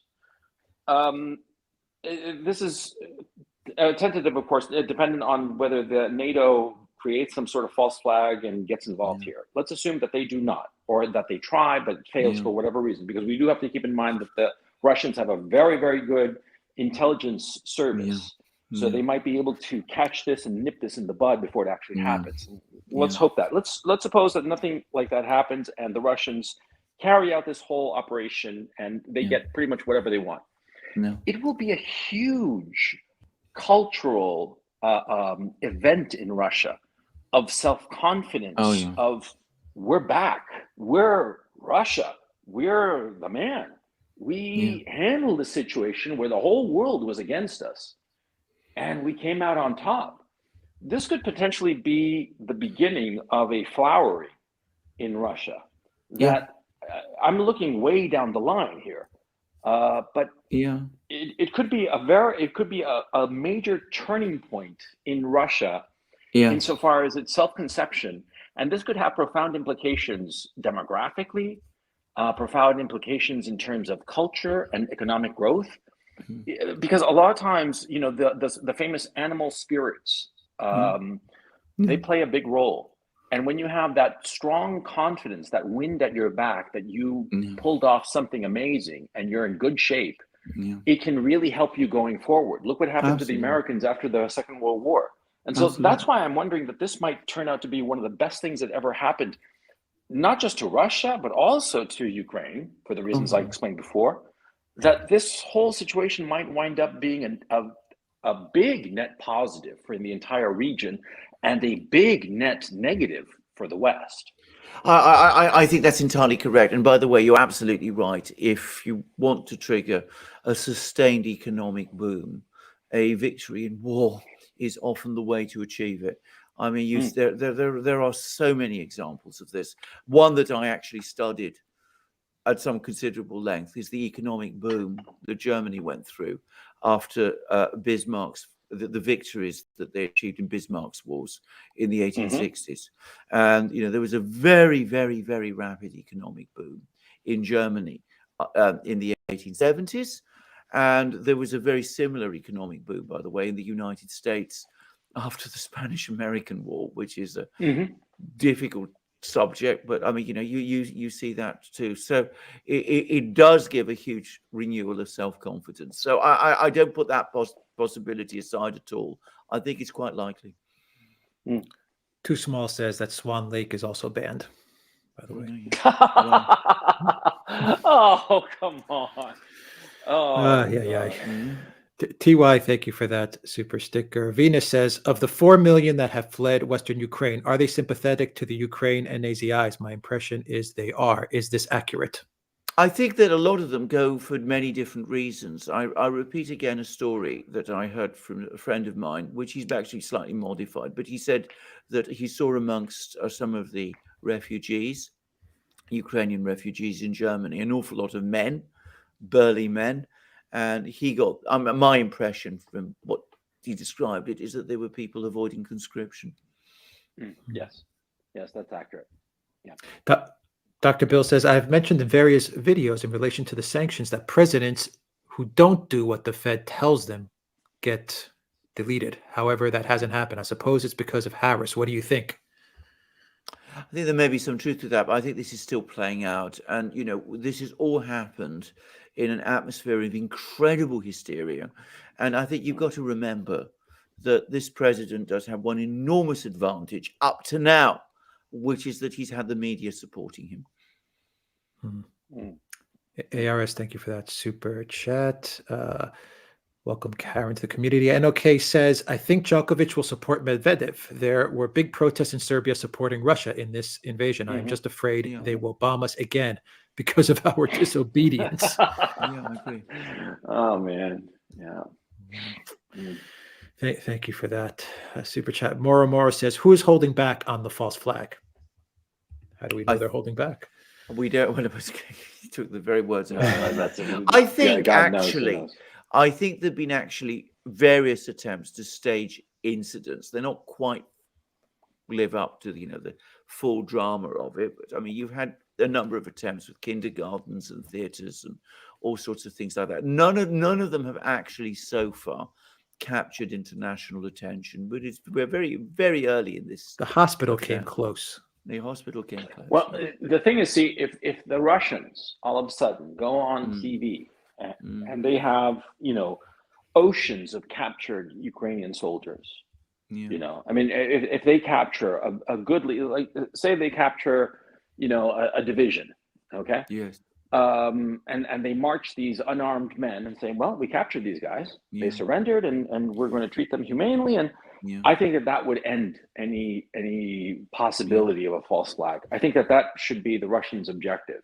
Of course, they're not listening to me, but I mean, if I were to advise them, I'd say try to capture a big chunk of soldiers, capture them, not kill them, okay? Yes. And parade them and say, look, we're winning, And I think that would sort of like end this irresponsible notion of doing something. I mean, we all know where it's coming from. It's coming from people like Victoria Nuland, people like Anthony Blinken, people who are irresponsible and who have deep-seated animosities towards Russia that transcend even these individuals. It's more like let's not even go there, but you know what I mean. Yeah. I think that some clear, unmistakable show of complete victory by the Russians would sort of like take the wind out of any sail of doing anything stupid. But until we get that moment, I think that there's going to be always a push by people like Nuland, like Wendy Sherman, like Anthony Blinken, of wanting something to turn it around and involve NATO in this thing where NATO can't win. That's the thing that I want to insist. Because the Russians, they will go to the ends of the earth to win this thing because it's their front yard. It's their Cuban Missile Crisis. Yeah. Renat says, your opinion about 1, the Russian mega yachts seized, and 2, relationships these rich owners have with Putin. But on the first, I mean, I loathe mega yachts. I loathe all of this thing. But it is private property. These people, as far as I know, have not been convicted of any crime. There's a massive issue of due process here, which has been basically thrown out of the window. I think it is a brutal misappropriation or confiscation of people's private property for no other reason than because they're Russian. And that is wrong at every conceivable level. I mean, I may not like these people. I may not like these mega yachts. I may not like the fact that they own these houses in Kensington.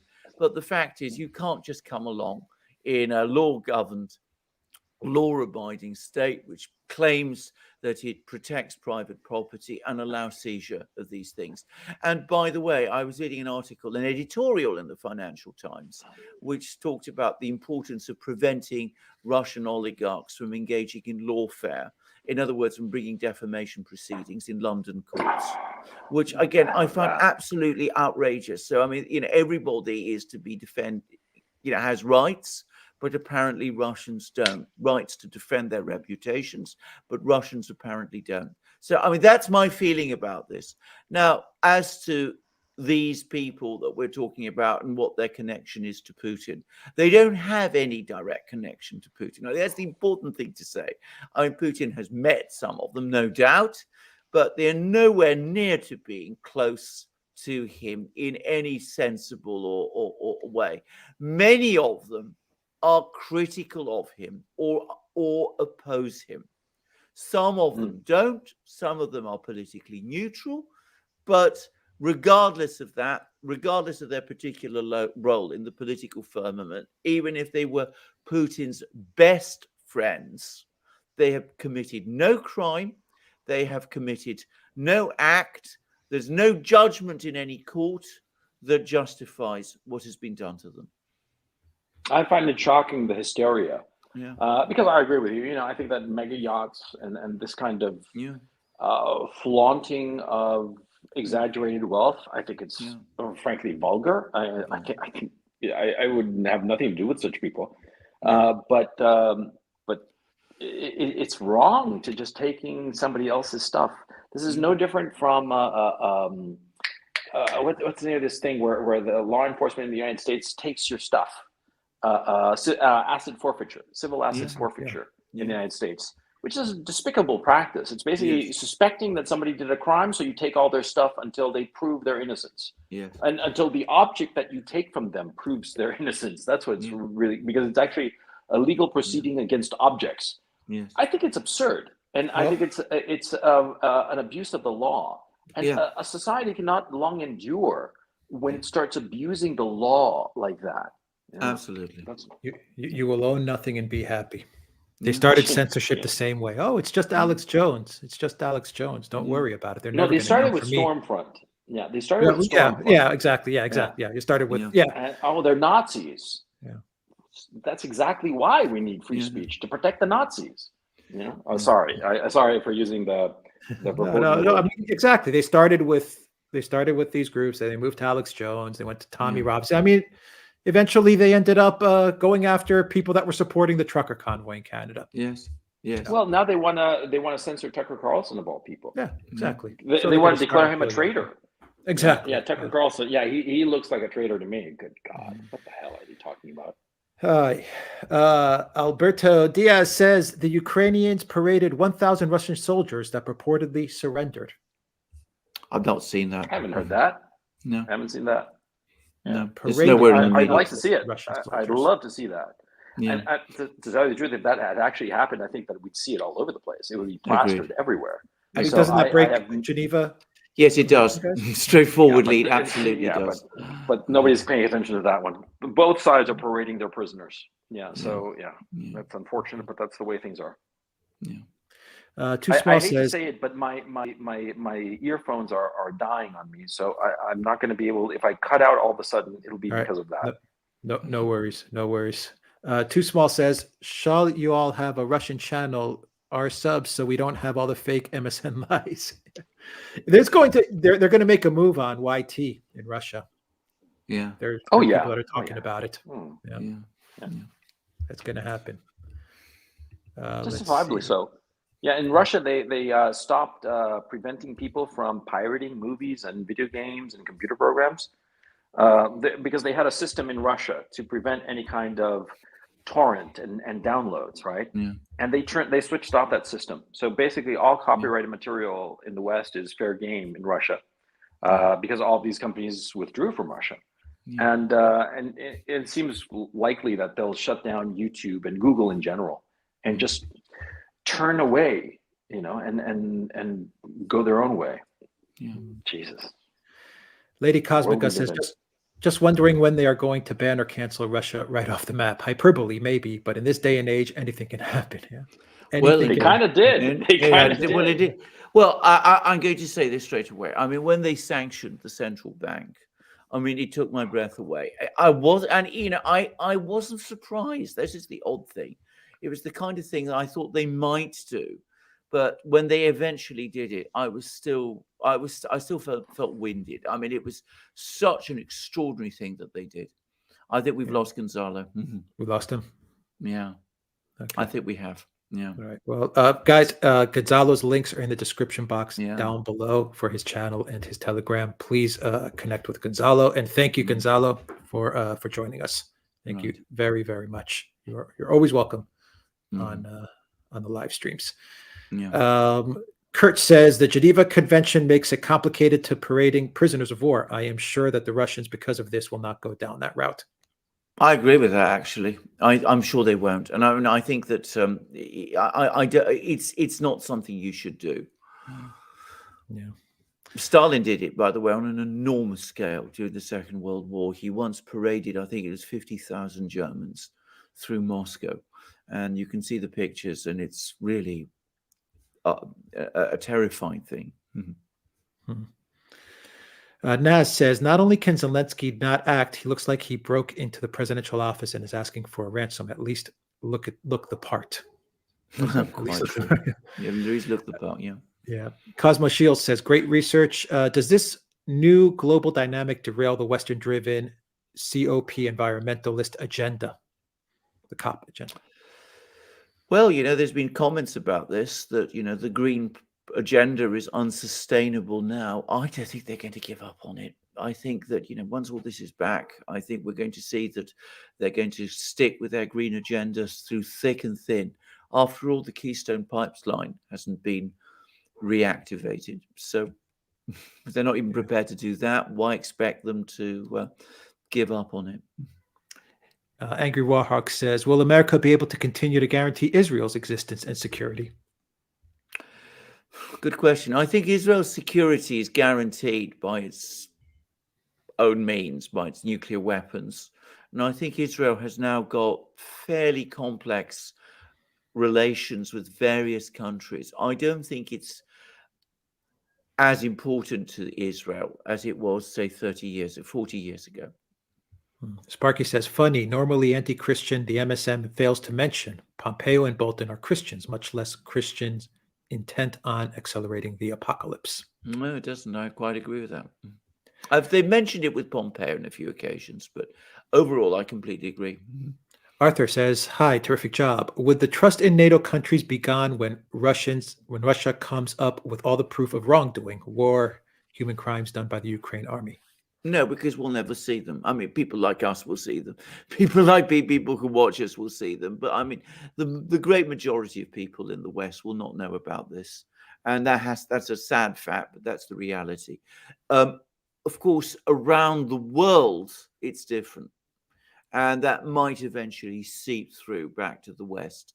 But for the moment, I think that the control is so great that I think it'd be very, very difficult to break through it. Life of Brian says, Israel, China, Russia, etc. aren't idiots. They must also know that the Newland camp is setting up a false flag. What proactive steps can they take to prevent or expose it? Well, the first thing they can do is talk about it, say that it's threatened, and they have been doing it. Yeah, they have been talking a lot about it. Too Small says, India is buying Russian oil. What should the U.S. do? What should the U.S. do? Well, leave India alone to buy Russian oil. I mean, it's their right. They're a sovereign country. Why shouldn't they buy Russian oil? Can I just say, if these were sanctions imposed by the United Nations Security Council under Chapter 7, then of course India would be obliged to stop buying Russian oil. But these sanctions are unilateral. So why should India do what the United States tells it? It's a sovereign country. It's by population, the second biggest country in the world. It's a rising great power. India can buy its oil where it wants. Too Small says, I just subbed to Gonzalo's channel. Very good, Too Small. Thank you for that super chat. Eugene says, what would happen if Putin agreed to a ceasefire, but only with President Trump? We answered that. Yeah, well, we've answered that one, I think. Yeah. Thank you, Eugene, for that. Sparky says, Erdogan is Fredo to Putin's Michael. Interesting take. Boomer says, Obama's dream in an interview was to be able to run the U.S. in the shadows after his term was over. Yeah, and he's achieved it. That's the truth. Dream come true, yeah. David says, the war needs to be over by April. I need to do a lecture on it by the end of June. Thank you. I think you probably get your wish. Yeah. Amans, thank you for that super sticker. And Fragile says they have bond steel, but that one is not a Navy base, though. Not sure how much damage they can do from that base anyway. I think isn't that in Albania, or rather in Kosovo? Kosovo. In Kosovo. I mean, that's right. Yes. Yeah. I believe that. I did it. Yeah. Yeah. Go on. Go ahead. No, I'm just I saying don't think they've got that's a any. massive base. It's a massive base. That's a huge base. I don't think they've got any NATO bases as such on the Black Sea, even though, of course, there are lots of NATO countries on the Black Sea. Turkey, of course, is a NATO country. Never let's forget it. Yeah. Verde, thank you for that super sticker. Mark says, surely one day Japan will want its revenge on the U.S. for the Plaza Accords wrecking its economy. I don't think that is much talked about in Japan. I read more about that in the Chinese media, the Plaza Accord, than you will find in Japan. The Japanese media is very controlled as well. P. Walker says NATO is a wealth extraction racket with a white-collar welfare jobs program for the unemployable grafted onto it, with it all overseen by half-wits. I completely agree with every point. I think that's very, very pithily said, actually. Sparky says, were foreign fighters issued fashionable berets like Ingrid Bergman and Gary Cooper wore in For Whom the Bell Tolls? The novel by Hemingway, correct? That's indeed a book by Hemingway. Of course, those days it was Spain that was the great cause. But of course, the great irony was that, of course, in that war they went to fight people in the extreme right, the fascists. This time they would be fighting alongside them. So, well, who's to say? Interesting to see that we the left in both cases in the West would be supporting it. True. Elena Diaz says, can the USA steal the Russian funds that have been frozen? Will it happen? No, I think it's quite possible. I mean, after all, they did it to Afghanistan. So obviously these were only $7 billion. And we're talking about $640 billion in Russia's case. But, you know, if they've set the precedent, they've given themselves the right to seize the funds of a central bank. They've decided sovereign immunity doesn't exist. So if they've done it once, who's to say they won't do it again? And who's to say they won't do it to the Russians? Once that trust is broken, it's gone forever. Back. It's gone forever. Yeah. Too Small says, we got IG. Foreign Legion is running. Thank you very much. Too Small for that. Guy, thank you for that super sticker. Let's see here. Too Small says, if you have any bit, then there shall be no US dollar oil, nor any currency. There shall be an uncurrency. De-dollarization. Thomas, thank you for that super chat. Let's see. Too Small says, do you think Venezuela will turn and support Russia? Well, verbally they are. I mean, they've been saying, going out of their way to say that they fully support Russia in this matter. At the same time, they've said that they would be prepared to sell oil to the US if the US lifts its sanctions and does all those sort of things. I don't think it's going to happen ultimately, because I think there was so much pushback within the US itself against this that I think in the end it proved impossible. But it was an interesting thing that the administration actually seriously considered it. Yeah. Russian Imperialist says, actually, Plaza Accord is mentioned in basic course in Japanese economics classes. Okay. Interesting. Ilya says that, not I think it's not known generally amongst the Japanese public. At least that's my experience. Yeah. Ilya says that bond steel is indeed huge. And Trisha says there will be no economic boom. Economic collapse is baked into the cards as the ecological carrying capacity of the planet has been far exceeded. And Ilya says Hemingway was depressed his whole life because he felt inferior to Dostoevsky. Very interesting. I think it's true. I mean, by the way, I used to read Hemingway, and I was it's a long time since I have, but I found him very impressive, even though he has his particular, shall we say, masculine side, which is perhaps out of fashion nowadays. Yeah. Kurt says that Buzikman, independent YouTube military observer, mentioned that the Su-57 has been seen over Ukraine, but as Russia only has 5, it's probably test only. I'm sure that's probably right, yeah. A. Sanchez says, recall Obama said Russia has escalatory dominance in Eastern Europe. NATO can't win if there is a conventional war. Yeah. Obama did say that. Cactus Ray, thank you for that super sticker. Yuhan says, keep up the good work. Thank you, Juha, for that.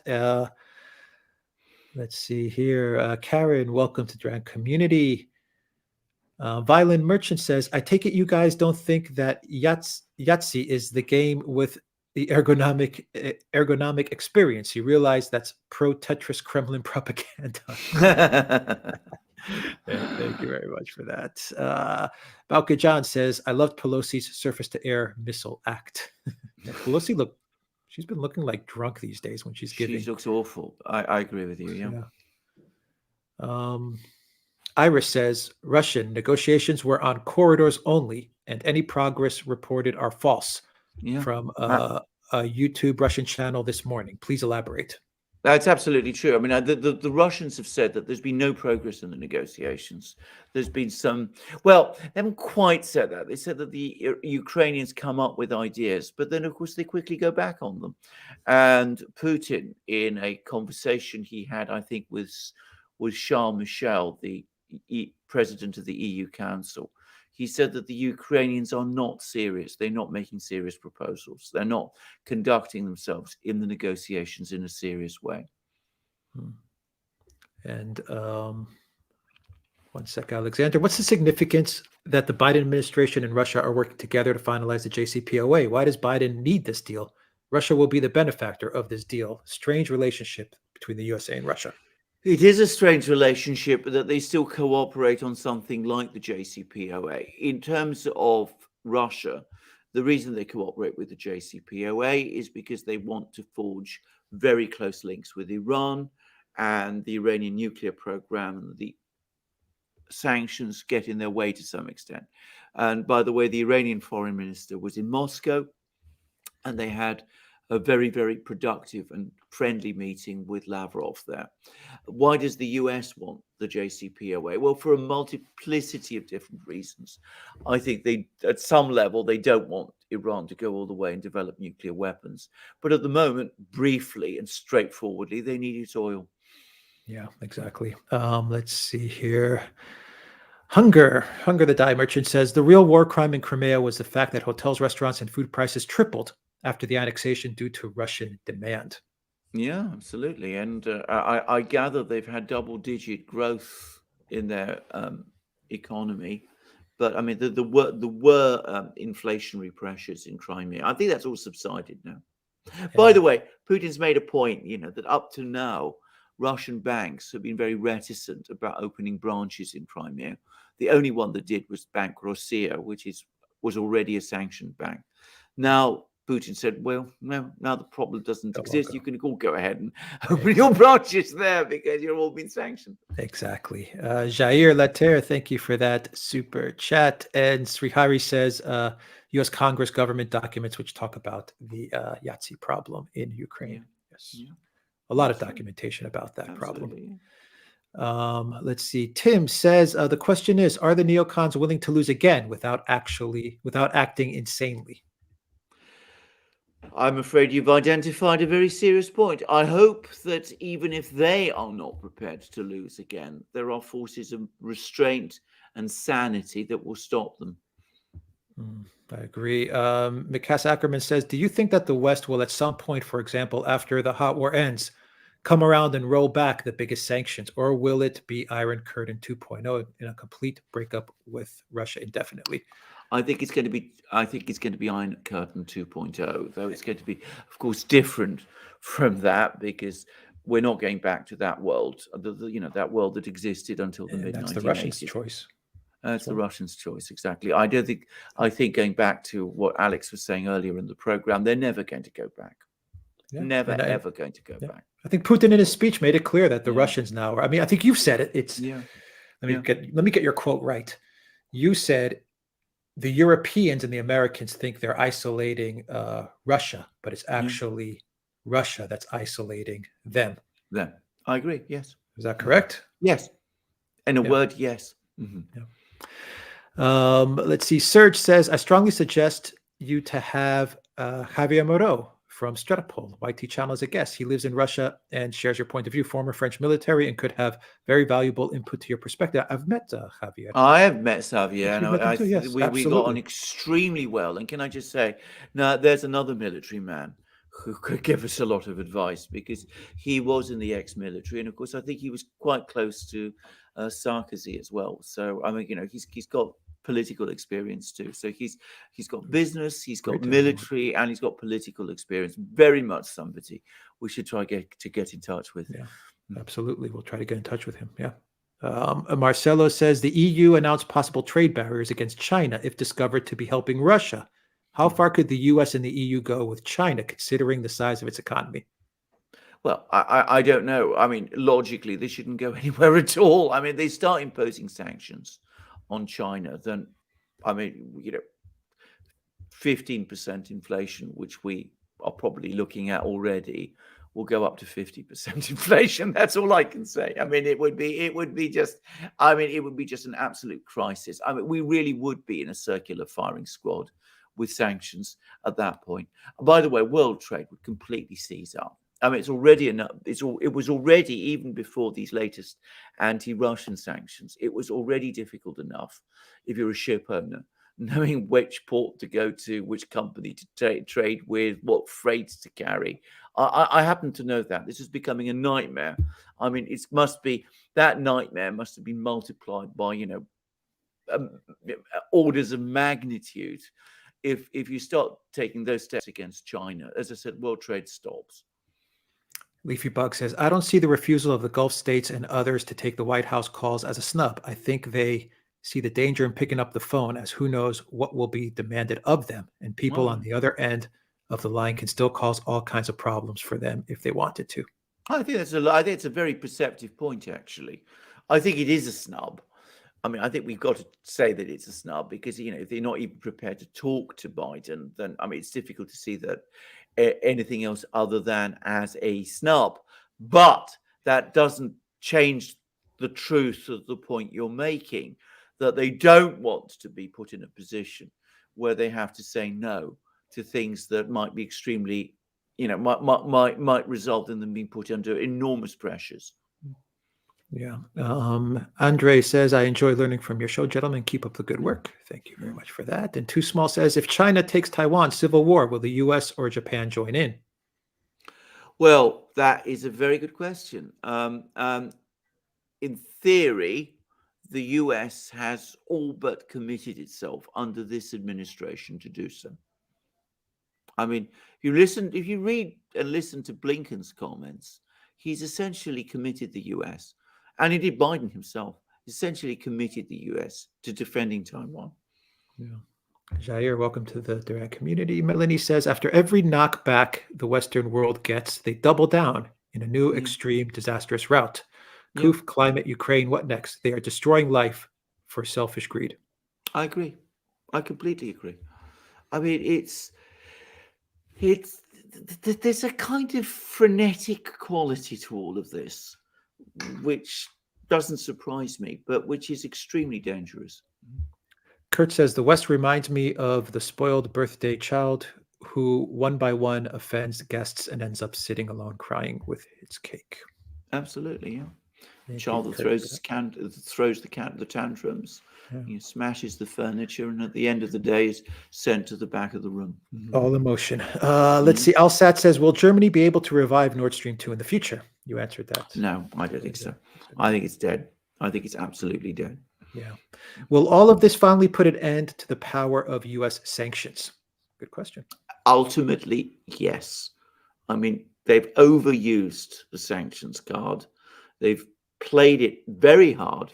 In what Nabolina, the central bank chair, the Russian central bank chair, says is true. And she's a very serious person, by the way. I don't believe that she would say things which were not true. If it's absolutely clear that the Russian economy will be back at 4% inflation by 2024, and that growth will return in 2023, then who's going to be afraid of sanctions anymore? And we're going to have an economic system that is going to be independent of that of the US. Yeah. Monkfish says, did you see Pelosi supposedly read a poem by Bono trying to effectively skewer Russia? She read it with such glee. She is just weirdly childish. It's scary to watch. I guess she is at the age where the reverse is happening. Yeah, that was a weird video. Very It weird. was a very good Abano compared Zelensky, Alexander, to St. Patrick. And by the way, happy St. Patrick's Day to everyone. Late Yeah. happy St. Patrick's Day. But yeah, he compared Zelensky to St. Patrick driving out the snakes in the poem. Weird. It's just weird stuff. It is weird stuff, yeah. I'm interested in what Alexander and Gonzalo think about climate change and overshoot. Well, I am a deep skeptic. That's all I think I can say. I mean, I don't know what overshoot is. I don't know what that means.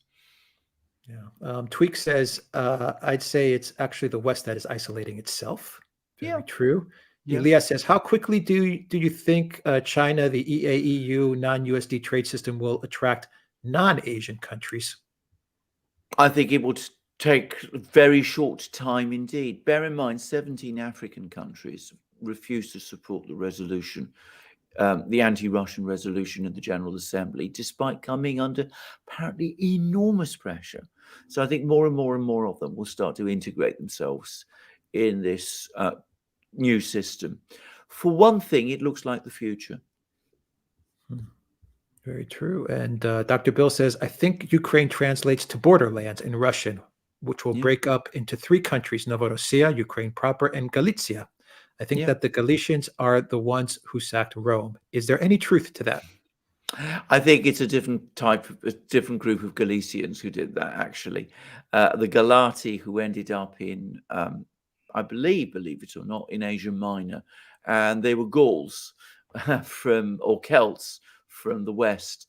But the Western Ukrainians obviously are Slavs. So we mustn't lump them together. But in every other respect, I think you may be onto an absolutely correct point. You know, Novorossiya, Ukraine, the central region, and Galicia in the west. And you're also absolutely right that it basically means the borderland. True. Arthur says, time to invest in Russia with gold-backed economy, the biggest threat to pure fiat economy. We don't give investment advice. Too Small says it's a U.S. currency war versus commodity trade war against China. Yeah, I think that's entirely right. Yeah. And Anter says, I'm only 19, I'm in the Navy, and it disappoints me how many of my shipmates fall for the pro-Ukraine anti-Russian narrative and how Russia is losing. Well, there we are. I mean, brave on you, by the way, and good for you that you're prepared to stand out. But and you as a serving member of the presumably the US military, you are obviously a patriot as well. And can we both say that we, Alex and I, love the United States, and we are deeply distressed at many of the things that we see? I believe it's the US, it's US dollars, I believe. US But dollars, yes, yeah. I second everything that Alexander says. And John McGuire, thank you for that awesome super chat. John, keep up the good work. A curiosity question. Has there ever been a time where the armies of 2 nations at war just said, no, we're not going to fight? It's a very good question, actually. I mean, I can't off the top of my head think of one. I mean, there was the famous incident in the First World War during Christmas 1914, when the British and the German armies basically fraternized over Christmas. But it doesn't happen very often, actually. I can't think of one. That's an excellent question, actually. It's a very good question. God, that's everything, Alexander. Wow, Thank what you, a everybody, brilliant for all your questions. Absolutely. Odyssey, Rumble, YouTube, locals. Thank you to our moderators, our amazing moderators. Zariel, Spartan Warrior Queen, Valies, Alan Watson, GEC, Lady Cosmic, Reckless Abandon. Did I get everybody? I think I've named everybody that was moderating today. I hope I did. I hope I did. Thank you very, very much. A great chat today. A fantastic Absolutely chat. fantastic chat. Amazing Fantastic questions. chat. Thank you to Gonzalo once again. Gonzalo, Yeah. stay safe, everyone. Please follow Gonzalo's channel on YouTube. Also follow him on Telegram. As I said before, they are both channels run by Gonzalo, but they give you 2 different streams of information and news. Yeah. So they're both unique channels on Telegram and YouTube. Alexander, any final thoughts as we wrap up this Friday live stream. Another momentous week, actually. And I mean, we see the diplomacy. We're starting to get information about the Biden Sea talks starting to trickle out. And as far as I can see, they went pretty much as predicted. But obviously, we'll be seeing more about that over the course of the next few days. And we will obviously keep you informed about all of this. And the military developments, again, not very much since we started this program. It's not always easy to get. But again, I personally have no doubt at all that, exactly as Gonzalo said, things are moving in one inexorable direction. So we'll see how long this lasts. We will keep you informed. We are very grateful for your questions. We are very grateful for your comments. We love your support, and we will keep plugging on with our coverage of this extraordinary affair, which is going to change the world and change it forever. Absolutely. Tom, thank you. Tommy, thank you for that super sticker. Yeah, Alexander. If it wasn't going well for Russia, would China be doubling and tripling down on their support for Russia? No, of course not. Of course not. Of course not. I'm sure they know what's going on as well. Well, they're consulted every step of the way. The Chinese and the Russians talk to each other all the time, every day, on every issue. And of course, it's important to remember, always remember this, there's a Chinese official in the Russian Defense Ministry and the Ministry of, and in the General Staff. They've got people in Moscow. And of course, Russia has people, its own people in the headquarters of the Chinese military in China. So they're in constant communication with each other. Greco Kremlin fanboys. That's a new one. Wow. Greco Kremlin. Greco Kremlin. All right. It is funny. It is comic. And you know, well, we could do broadcasts and say that 10,000 Russian soldiers have died and the Ukrainians are marching on Moscow. If that makes people feel better, I don't know. I don't think our viewers would appreciate us misinforming, but you know. Well, exactly. Well, precisely right. Exactly. You know, if it makes people's emotions better. Anyway, can you foresee a military alliance between China and Russia to balance out NATO? I think it's already emerging. And that's why the US is so nervous. By the way, I mean, that's the other thing. I mean, they've only just now basically twigged at the fact within the last 2 weeks that there is a relationship between China and Russia, which is becoming concerning for them. Radu, thank you for that super sticker. Black Tie, thank you for that super sticker. And Frank O'Reilly, thank you for that super sticker. Let's leave it there, Alexander. How long have we been going for? 3 hours and 20 minutes. Wow. Okay. Wow. That was a great live stream. Great job, live stream, Alexander. And thank you once again to Gonzalo. And we will leave it there. Everyone have a great weekend and get some rest, everybody. And we'll continue to put out videos. Any hint as to what your video is going to be today or tonight? Probably. And I think I will be doing one. I mean, obviously, this Putin's speech, this event in Moscow, we need to cover. I think the big news today is Biden's Sea, what's went on there. And we start to get, I think, some indications, but also, of course, there's the military developments, which I think are going to start coming incrementally. They're going to build up very soon. And a place to really focus on is Mariupol and this place further north, a place called Severodonetsk. All right. Tweak. Seriously, thanks for everything you do. Thank you very much. Thank you to our awesome chat and locals. Once again, thank you to everybody who watched us on Rumble and on YouTube and on Odyssey. Alexander, have a good day, and have a good day, everybody. Absolutely. Good day. 10% off when you use it. Take care.